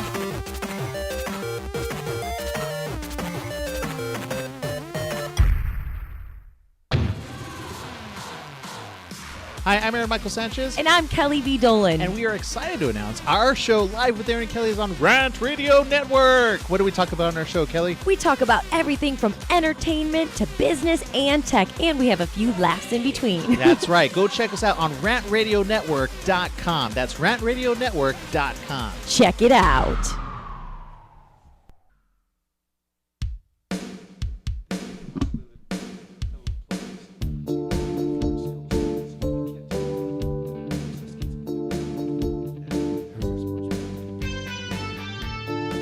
The coach is going to get it right. I got a mental block here.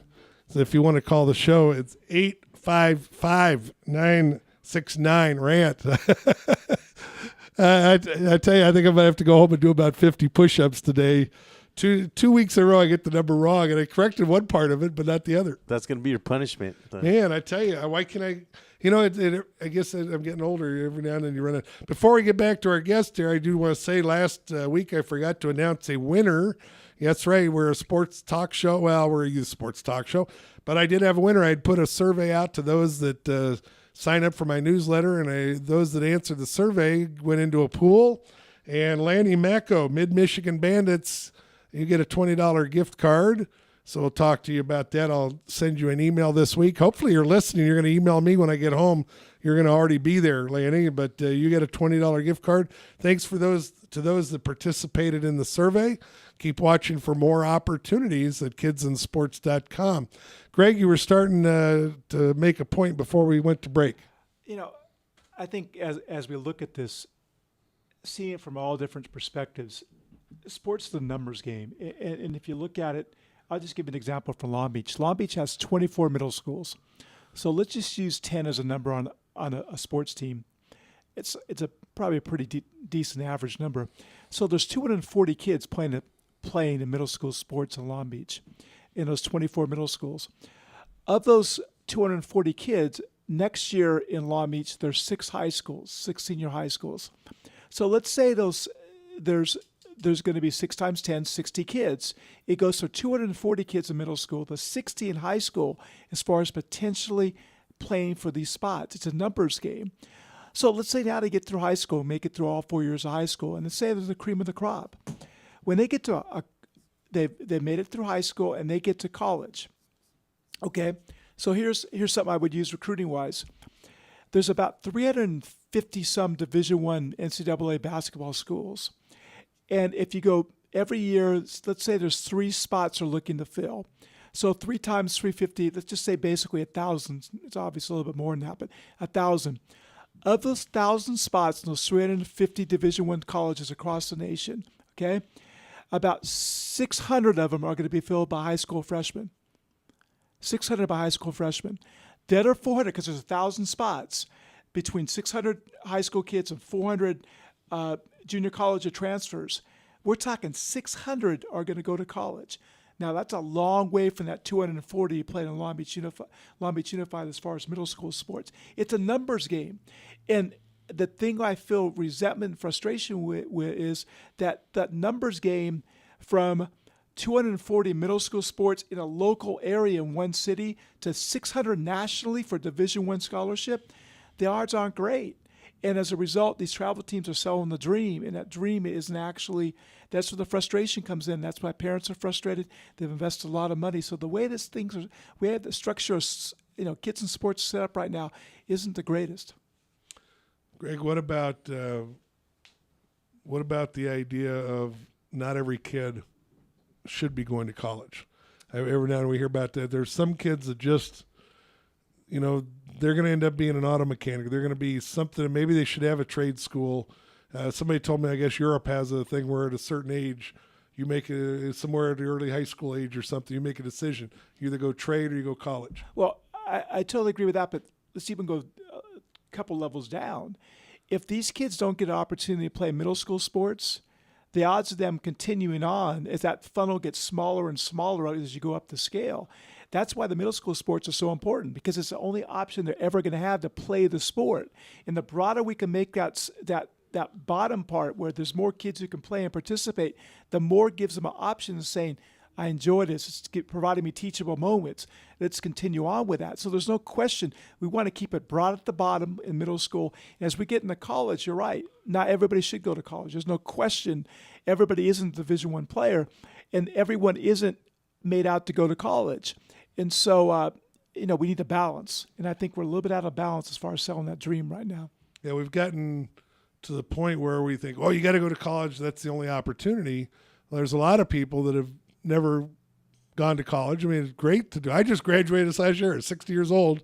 I just graduated. It took me a while to get it done. Okay. But they're almost forced with this thing to get it. I had a player that actually played for Susie or Brasney last week, our one guest. She was talented enough to be a Division I college player. Okay. But she struggled as a student, and she ended up going to Golden West. She was actually ineligible for one season at Golden West because she played basketball and softball. So she, I guess, messed her grades up. So the next year she didn't play basketball, just did softball, got her grades back up. She had an opportunity. Susie was telling us she got a full ride offer to a private college, Christian college, I guess back east somewhere.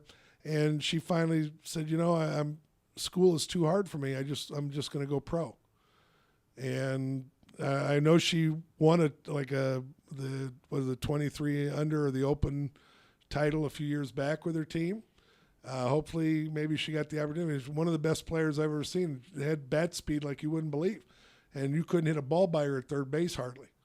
Okay? But she struggled as a student. She always had a problem with certain things. Some kids just aren't made for it. Now, I've always said my favorite commercial, now they're taking off. I think the commercials the NCAA is going with now are a little weird. I mean, I don't think they paint the picture as well. There's about how they're for the kids, they're cheerleader of the band. I like their old commercial. 75% of all NCAA student athletes will go pro in something other than sports. And the number is probably less than that. Yeah. There's no question as far as that. I think we're kind of, we've been a little bit on the negative side as far as the travel ball and the NCAA and the sports. But the truth is society kind of changed out. I think the sports got pulled along with it.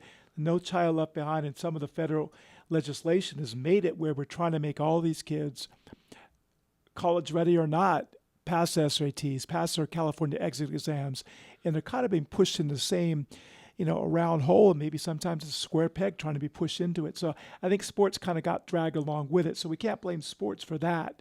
But society's basically said, hey, we're going to try to get as many kids into college and SAT scores and so forth, and we're not going to leave any children behind, which can be good, but all kids weren't meant to be in college. And I guess then, why don't we understand as parents that there's different ways to be successful? And have we gotten totally away from realizing or taking the time to find out what gifts our kids have? Mm-hmm. And we believe, I know you believe that, Greg. I do. I don't know about Alex. We're all given different gifts. Maybe I could talk a lot. Everybody saying when I was a guy, I should be a lawyer or a politician or something. Not you, yeah, Coach Mike. But some people, I'm very good at math, but I've got a lack of discipline. That's why I didn't finish college early on. It was a maturity issue. My cousin speculated maybe I got ADHD. Maybe sometimes, we talked about it, maybe she's right. Because there's days I can sit and I'll be working on a design project and I stare at my computer and I cannot move forward. I got to go play a game or do something. There's some people are great auto mechanics or great body shop people or whatever. Greg's a very successful person in the body shop industry. Is he Donald Trump? No. But he's obviously very successful. Well, he's very close to Donald Very Trump. close. I know he's a little bit under Trump, but why don't we, like Greg said, we put a square peg in a round pole. We don't stop. Oh, sports is the path. And yeah, I don't want to be the negative. I love travel ball. My daughter played travel ball for about 7 years. She played a year at a junior college. You know what? She's fine. She got her A degree in early childhood development. She's working at a daycare center, and she's loving it. That's what she wanted to do. Is that yours? That was me, Sam. That was yours. Okay. One thing too, kind of wrapping this part of it up is I think the thing that's so important for everybody to realize is sports provides teachable moments. And the second thing because baseball is a failure sport. 7 to 10 times you're going to have failure. A great player is going to have 3 hits for 10 at bats, and 7 to 10 times you're going to have failure. It's how you deal with that failure. And on top of that, sports teach you how to get along with people, get along with your teammates, encourage your teammates. And those are 2 major lessons that our schools have no other way to provide a forum or stage for kids to learn. And so that's what sports does. It provides teachable moments and forces kids to work with other kids from different cultures and races and ethnic backgrounds. And we just have to make sure these kids are learning these lessons, which allows them to go into the workplace, allows them to be successful working with other people, allows them to be good salesmen and saleswomen because they're going to deal with failure. And if we don't provide opportunities for them to deal with failure when they're younger, what happens when they hear no 10 different times when they're trying to cold sell something? And we need to provide those opportunities, and sports provide those opportunities, and that's why we believe in kids and sports. Mommy and daddy can't come to your client say, you got to buy for my kid now, my 25-year-old kid. You better buy that car from him. You better buy that house from him. Yeah, well, in my industry, it's based on merit. And we talked about that last week, Coach Mike, about having merit on the team and the coaches looking at certain players. They're looking at them based on their will and effort and their merit. There you go. So sports are definitely a metaphor for life. And the other thing I try to point out to my players, how valuable are you to whatever team you're on, whether it's sports or otherwise? You need to show whoever the powers that be, whether it's a coach, a teacher, a boss, that I am contributing to the team. And so this me generation we've sort of that have been allowed to create here, what does that do? Now we want the workforce to take care of us, whether we do our job or not sometime. And so that we could do a whole nother show on that one. I do want to talk a little more, get back to the money side of sports. A few years ago, I know the district I'm at now dealt with it. I know when I was at Newport, they dealt with it, where our friendly ACLU likes to every now and then go sue a school, or I guess they even sue the state of California and say we can't make the kids pay for sports. We can't make them fundraise. If they don't want to, we can't make them do it. And so coaches are having to figure that. Now, some coaches are just going out and saying, hey, you will bring this money, or you're not going to be on the team. But, the schools don't have the money. And I sat down my team last year and said, look, if you don't want to bring the money, I can go down to this T-shirt shop down here and buy some $4 T-shirts and put some tape on them for your numbers. They didn't like that idea. So money is another big issue. I've got a couple possibilities. We've got to take a commercial break. When we come back, let's talk about raising money for our teams. Coach Mike here, Kidz and Sports at the Rant Radio Network.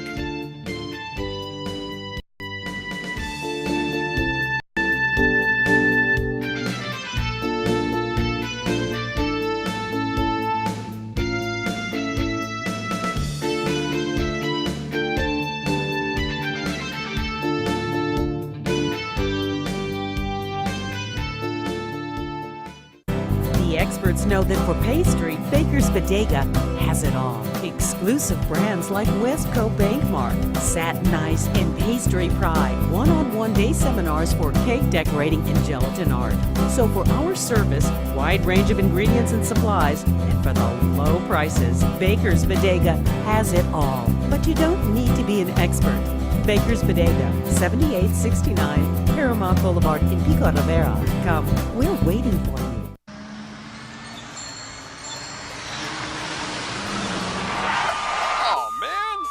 TheTicketSurgeon.com reaches at 855-WIN-4-199. Did you get caught speeding, texting while driving, or doing anything else you weren't supposed to do? Give us a call. Don't miss work. Don't lose out on the money. Don't get any more points. What about your insurance? Let us fight for you. TheTicketSurgeon.com at 855-WIN-4-199.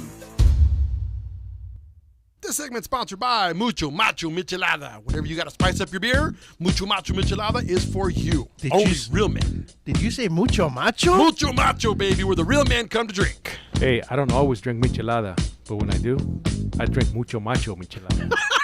If only Arvin could be a little more mucho macho. Will it put some hair on my chest? No, but te quema entrando y saliendo.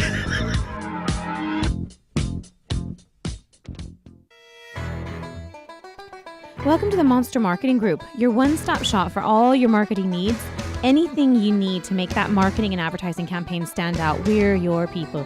Concepts, design, production, social media, anything that you can dream up, we're going to make happen for you, and we can do it in a very quick turnaround. Please give us a call at 888-49-MONSTER.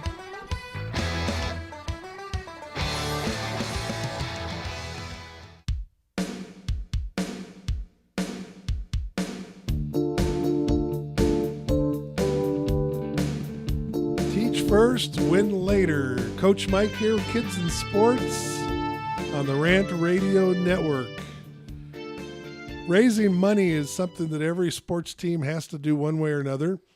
Schools have to do it. Travel teams have to do it. Rec ball teams have to do it. Doesn't matter where you're at. They always want you to get you out there selling candy, doing car washes, although cities are making it harder to do car washes now because that's not environmentally friendly, I guess, or something. So we don't give our kids that opportunity to work.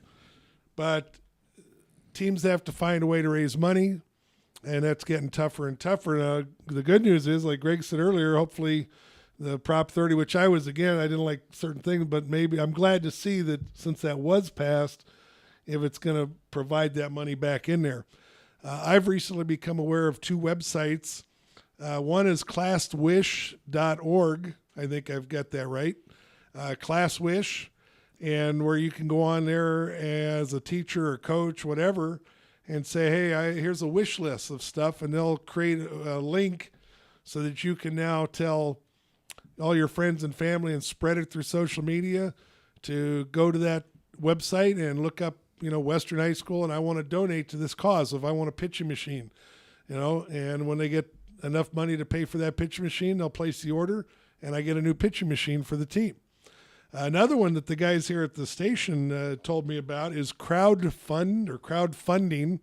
I'm still sort of looking up on that one. And it's a sort of a similar concept, but I guess almost anybody could do it. I don't know if you have to, I haven't looked at it if you have to have a 501c3 or not, but what you can do is say I want to raise, you put a goal on there. You say I want to raise $20,000 for something. That's the number I'm going to be going for our batting cage and stuff we need. Don't ask me why it costs that much. That's a different story. I'll talk about in another show sometime. But $20,000 for a batting cage. And then, again, they'll give you a link, and you start emailing that to anybody you can think of. And I guess they'll email it. The idea is it goes viral at some point. So maybe Alex is sitting in New York, and he says, there to go fund me. There, beautiful. We got it up on the screen. And so Alex, is sitting in New York, and he sees this email that says, here, go help Mike raise his $20,000. And then, I got $10 I'll donate. Now, you apparently have to put a time frame in there. So you would say, okay, I want to raise this by July 1st. So if I don't have $20,000 by July 1st, nobody their contributions go back in their card, or they aren't charged. GoFundMe, there it is. And they're not charged with it, but if the $20,000 is there, then they'll take your $10 and Greg's $5 and whatever everybody, and I get my $20,000 for my project. And it goes to the project of your choice. Goes to apparently you have to go in there and tell it, here's what I want the money to go for. So those are two pretty cool things that I've already started my wish list on the class wish one. That was pretty cool, and then I'm going to be setting up something on the other one. That's a good resource. Yeah. Anything that can make fundraising easier and making sure the kids get what they raise and it goes directly to them is a great thing. Yeah. I'm trying to make it. I'd like to make it where my kids don't have to do all the fundraising. I still think they should pay something. Okay. I mean, I grew up with that mentality. If you're on this team, I mean, some high school volleyball teams, you might pay, I've heard as high as $750 and stuff. And, you know, I think when it comes to sports, I think it's an extracurricular thing. And even though there is a good education, I think we should, even if it's $50 or $100, there should be some project or something where we used to do one thing so that the kids help develop some ownership into that. I mean, even if the parents are donating the money for them, at least if it goes through the kid or whether they bought a box of candy or whatever it is. But when you see them going week after week, okay, Bach, you got to sell candy this week. You got to do this next week. You got to do that next week. And then you got to donate $200 to the pro. You know, pretty soon people are saying, wait a minute. Well, I used to have a hard time getting my kids to go out and sell candy and cookies and all the stuff that they made us sell. So I actually came up with a really good idea. And this is some time ago. I used to take my kids to the beach with whatever it was they were selling, and they would have it sold in an hour. Oh. That just a suggestion on fundraising, because people are sitting on the beach, and instead of going to the snack bar, they would rather just pay right there at their spot on the beach, you know. And yeah, we would sell boxes of stuff out there. Oh, some kids are hustlers, and they'll go out and they do great. You know what? What are we doing there? They learn that that's a gift that they have.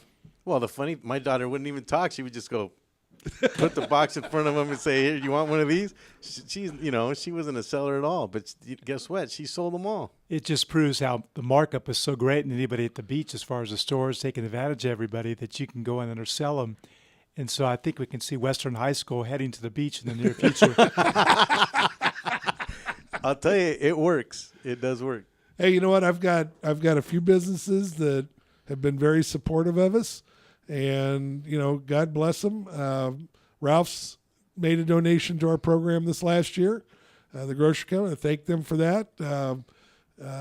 Steve and Anderson Bat Company helped us out with something we needed. Last year we had a break-in in our softball bin, and they took our pitching machine, our bats, some of our bases, you know, all sorts of stuff. You know, so you get stuff. There's other, you know, some of these companies. Knott's Berry Farm has donated tickets to us for raffles and stuff. The Los Angeles Angels of Anaheim. I mean, there's so many. You know, I could go on and on about a number. I've got a 7-Eleven every year gives me a donation for the team. You know, and I would like to have it where at the beginning of the season, as parents, I need $25 from each of you, and we're good this year. Or I don't need anything because we did it, and help me out, do something else here for the program. And I'd be good with that. Let the kids focus on the sports and their schoolwork and whatever they need to do.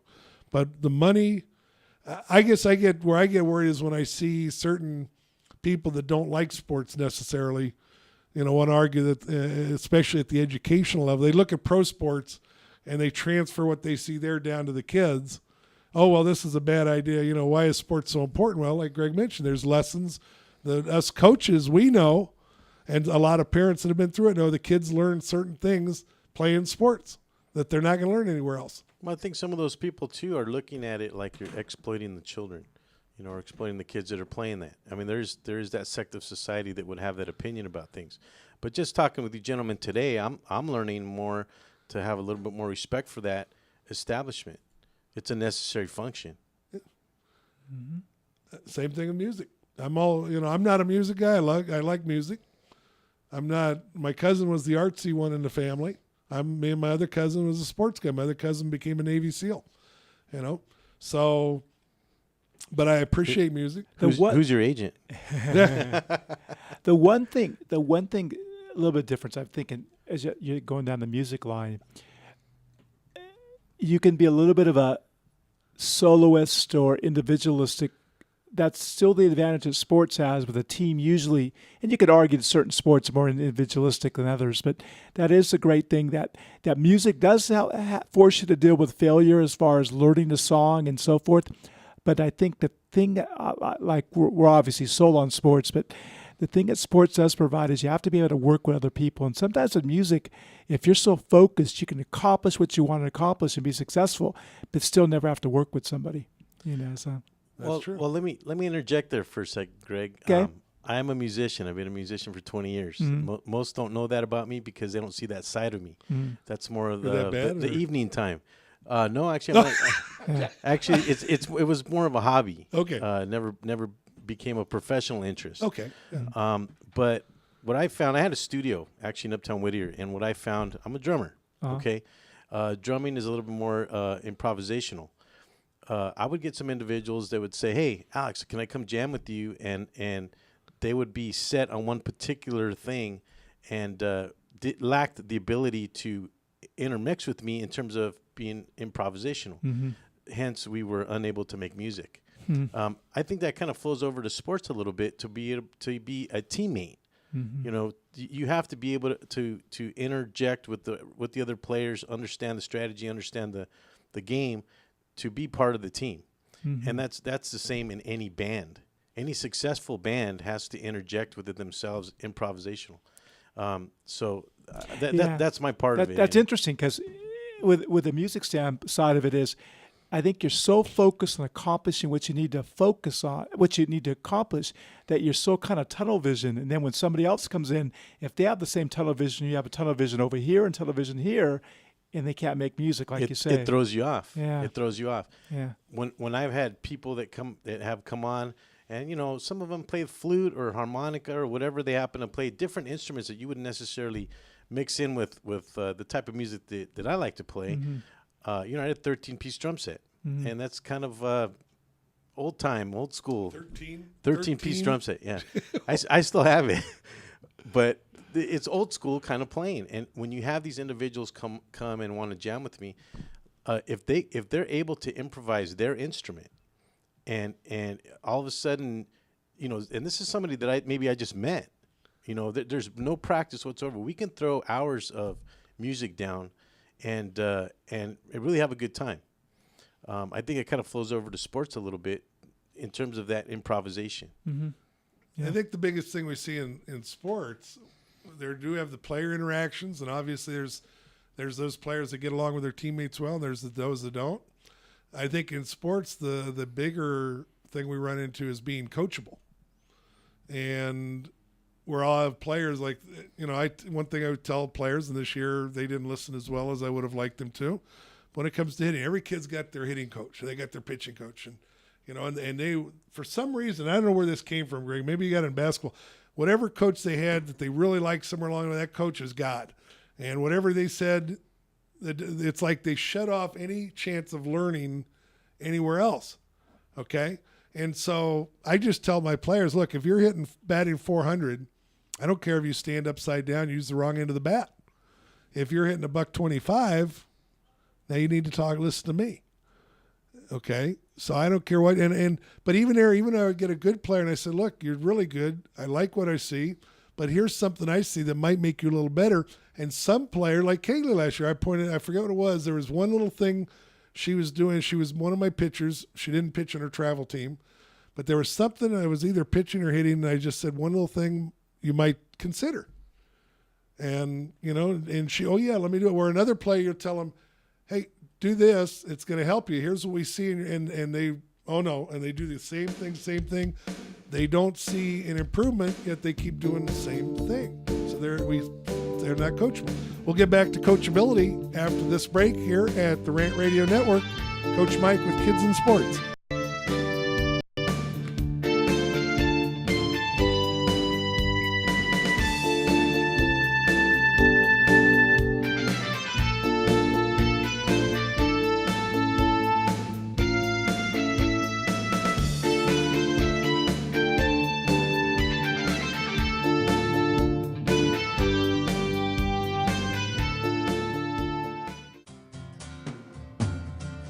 Looking for a delicious, fresh family meal that's ready when you are and easy on your budget? Welcome to Piara Pizza. We make our pizzas with handmade dough, 100% real cheese, and tomato sauce blended with our own spices. Nothing is ever frozen. We always have large pepperoni and cheese pizzas fresh and waiting for you for only $5. Or choose one of our specialty pizzas. We have veggie, meat lovers, supreme, and Hawaiian. Add an order of our amazing hot wings, cheesy bread, or breadsticks. Our locations are ultra modern, ultra clean, and open 7 days a week. Visit any one of our locations today, or check us out on the web at www.piarapizza.com. Piara Pizza. Fresh, hot, and ready for you when you come in. Stop in for your Piara Pizza today.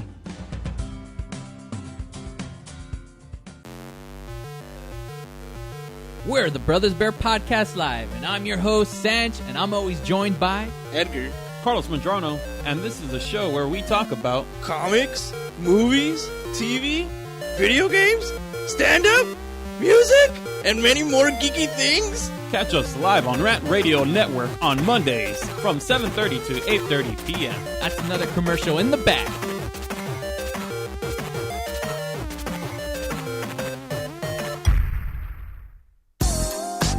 What up, foodie freaks? It's Chef Bev Lazo with the Culinary Trend Show. Join me and my brigade every Thursday night from 8 to 9 p.m. where we will be cooking up some crazy stuff that will give you the appetite for discussion. It's all about the good food, good friends, and good times. Only here on RantRadioNetwork.com.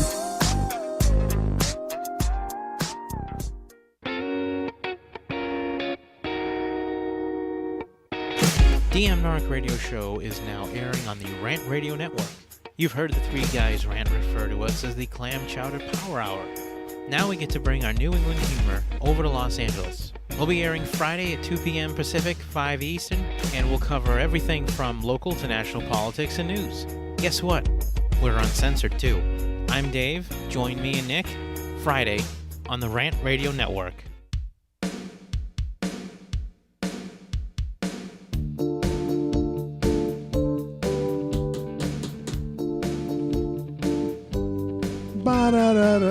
Oh, that doesn't look like drum there, Alex. That looks like you're on the keyboard. This is keyboards. Coach Mike here, Kids in Sports. My guest Greg Pappas and Alex Elanese talking about youth sports. Teach first, win later. There's a lot of benefits for your kids in sports, and we're going to help you try to avoid some of the pitfalls along the way, or not to avoid them, because obviously there's more to be learned by dealing with it. You learn more by striking out than you do by hitting a home run. We were talking before the break a little bit about coachability. Greg, you made an interesting point about the kids are locked into one coach. Well, I think what happens a lot of times is they make a connection with a coach when they're younger, and as a result, they're always protecting that relationship they have with that coach. So they may not be as coachable in other areas down the line because they're protecting that relationship, feel like they're not being loyal to that original coach they had. So I think that's why it's so important to have good coaches when you're young, because you're shaping who that person is and who that player is when they're young. And sometimes later on, it's difficult to break those habits. I mean, I think a classic example is you look at a Major League Baseball player's batting stance, and you sit there and go, Kevin Youkilis, who played for the Red Sox and Yankees and so forth, you look at him and go, how did he get his batting stance like that?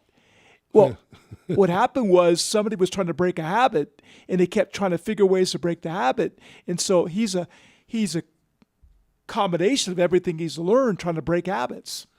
Which was it harder to say, Kevin Youkilis is a Yankee or Johnny Damon is a Yankee when he Red Sox Nation has to be upset. I'm a Yankee fan, so that's fine with me. But I was surprised when I didn't realize Youkilis had become a Yankee, and I'm watching the game, and all of a sudden, wait a minute, I thought the Yankees were up to bat. Oh, I think we get stuck as fans more. But no, it's a good point. I'm glad to see at the recreational level, even some coaches. I had a coach, and when my daughter was in rec, that gave me a compliment one time, and he says when he was coaching a year ahead of me, I was coaching 10s and he was coaching 12s or something, or 12s and 14s, I forget what it was. And he said when he goes to draft players, one thing that he looks for is who that player had earlier.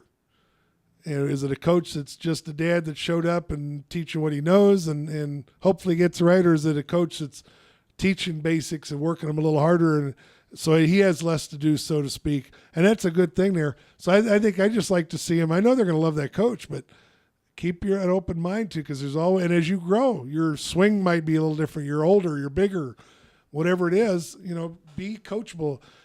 Like we sort of have in Toastmasters with you about your speaking. Every time you speak, you get an evaluation. Okay, do I accept every suggestion that's given me an evaluation? No, some of those suggestions are not good. Maybe there's something I've already tried, or I just know I tried, it doesn't work, whatever it might be.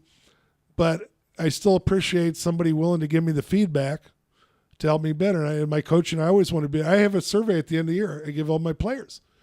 And I put in there, how are the practices? What did you like? What did you not like? How are the coaches? How would you rate the coaches? What do you like? What don't you like? And obviously every now and then you're going to have a disgruntled player. Maybe they're going to put some down, and it's not something you want to make a major change over. But it's sometimes good for a coach to understand that player has a different perspective, and maybe there is something I could have tweaked a little bit better that might have avoided a situation.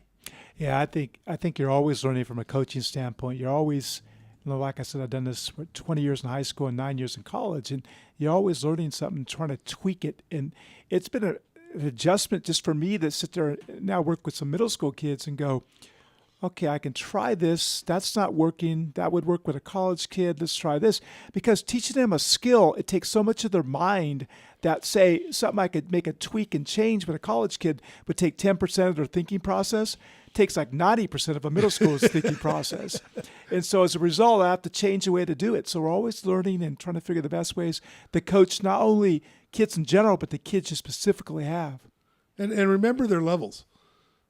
It's something that I've learned over the years. And I think a lot of coaches in rec ball, when they start out, a lot of the dads, especially usually I think it's a dad, moms get involved too, but let's say it's a dad in there. I'm thinking back, what do I see about baseball, watching the pros, or what did I do if I played earlier, or whatever it is. And some of that, I see the end result. I may not know what it took to get there. But or maybe we see some fancy play out there. So we work real hard on putting this play together, and we forget maybe our kids don't have the skill level to execute that play properly. And I appreciate Deb Hartwig. A couple of years ago, I had her come out, or maybe it was last year. She came out in one of my teams, and she said, you're spending X amount of time on this play. I think it was first and third play. Every softball team has a way to defend first and third. But how often are you going to use that play? And I've had some go, we got this play. We do it perfectly. How often do you do it? 3 times a year, 5 times a year, maybe? You're probably not going to do it every game. And so she says, work on the things that you're going to use more. So more importantly, at a middle school level, and I bet this was took some adapting when you started out, to remember you got to bring it back down to their level and get them some basics first so they can execute the more advanced stuff.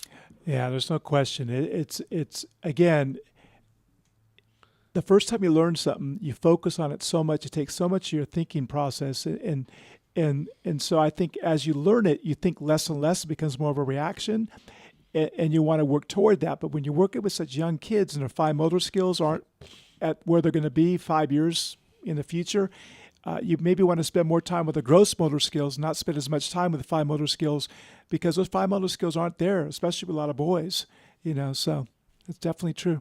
I remember after I'd been in travel ball in high school for a while, and I went back to help out a friend with I think it was a 12 and under rec team, and they're all of a sudden they're throwing the ball over the place, and why aren't you hit that spot here, or why aren't you doing this or doing that? And, you got to take a breath and say, wait a minute. We got to help them get to that level.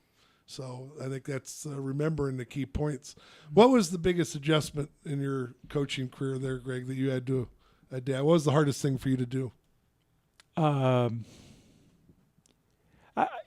were talking a little bit earlier off during the break. I think the thing I enjoy coaching most is skills, and I enjoy maybe, like you mentioned, maybe a X's and O's as far as a player or something. But the thing I don't like as much is I don't like teaching effort and I don't like teaching discipline.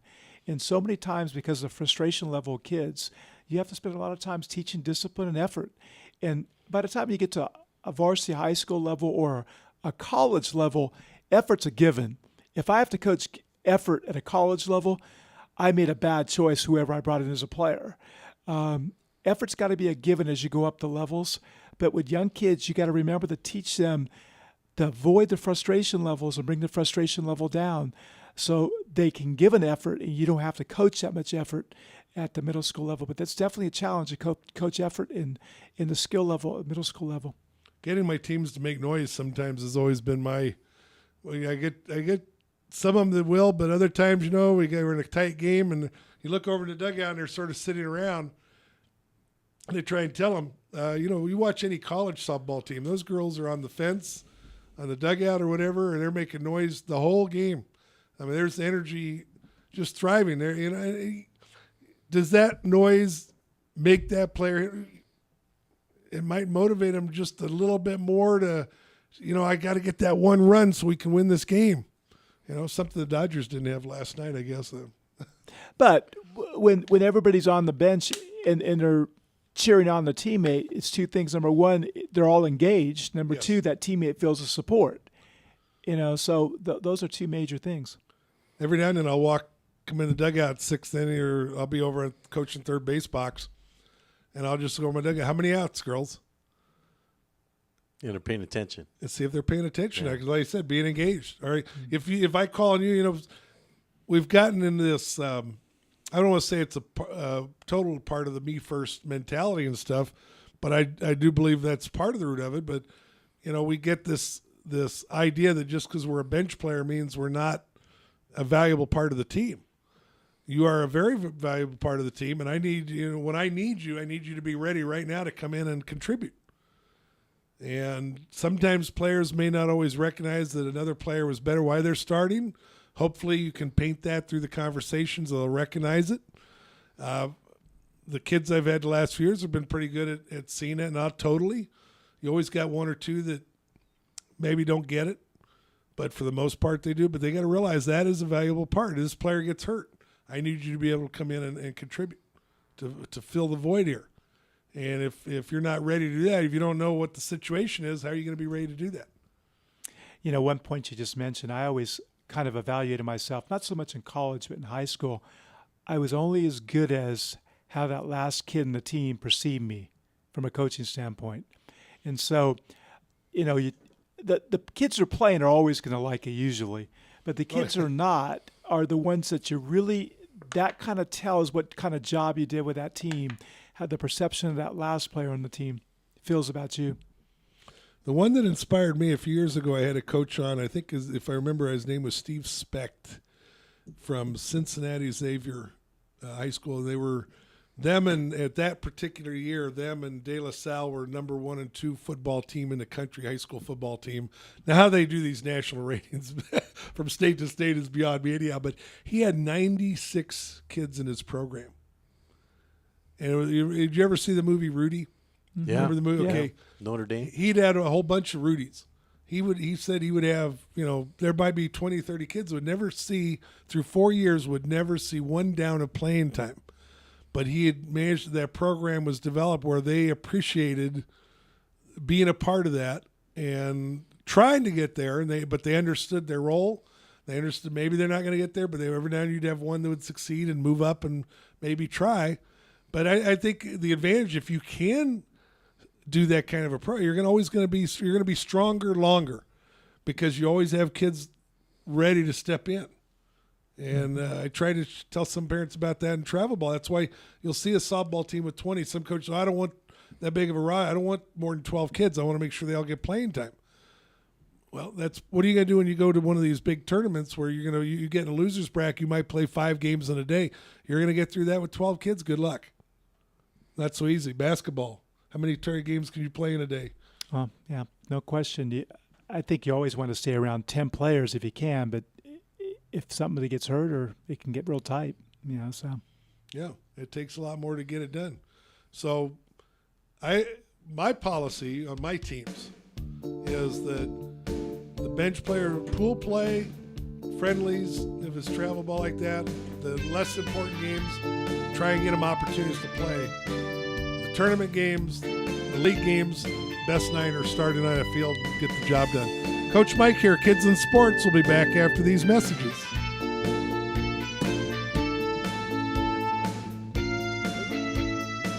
We're done already? Oh my goodness.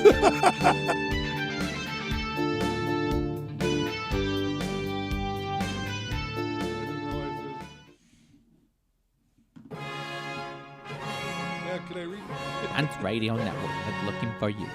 Are you voiceover, production, media, marketing, design? Want your own radio show? Call us at 855-969-RANT. That's 855-969-7268. Or email us at rant@rantradionetwork.com. Cheerio.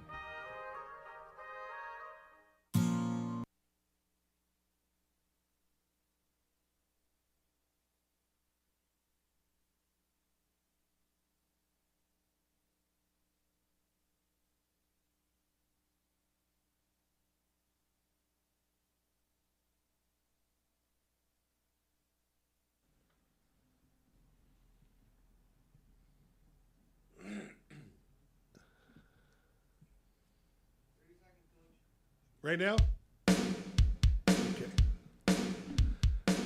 All right. This has been another fantastic week of Kids in Sports. I want to thank my guests, Greg Pappas and Alex Alanese. Greg, thanks for making the trip up. It's always good to have you on the show. Thanks, Mike. It's been a pleasure. Alex, I love your feedback. You're a dad here. You're one of the people we're talking to. I'm the voice of reason. You're the voice of reason. Okay. Next week, Kids in Sports, Tuesday, 9 to 11. Don't miss it right here on the Rant Radio Network. Have a great week. Teach first and win later. Have a good week.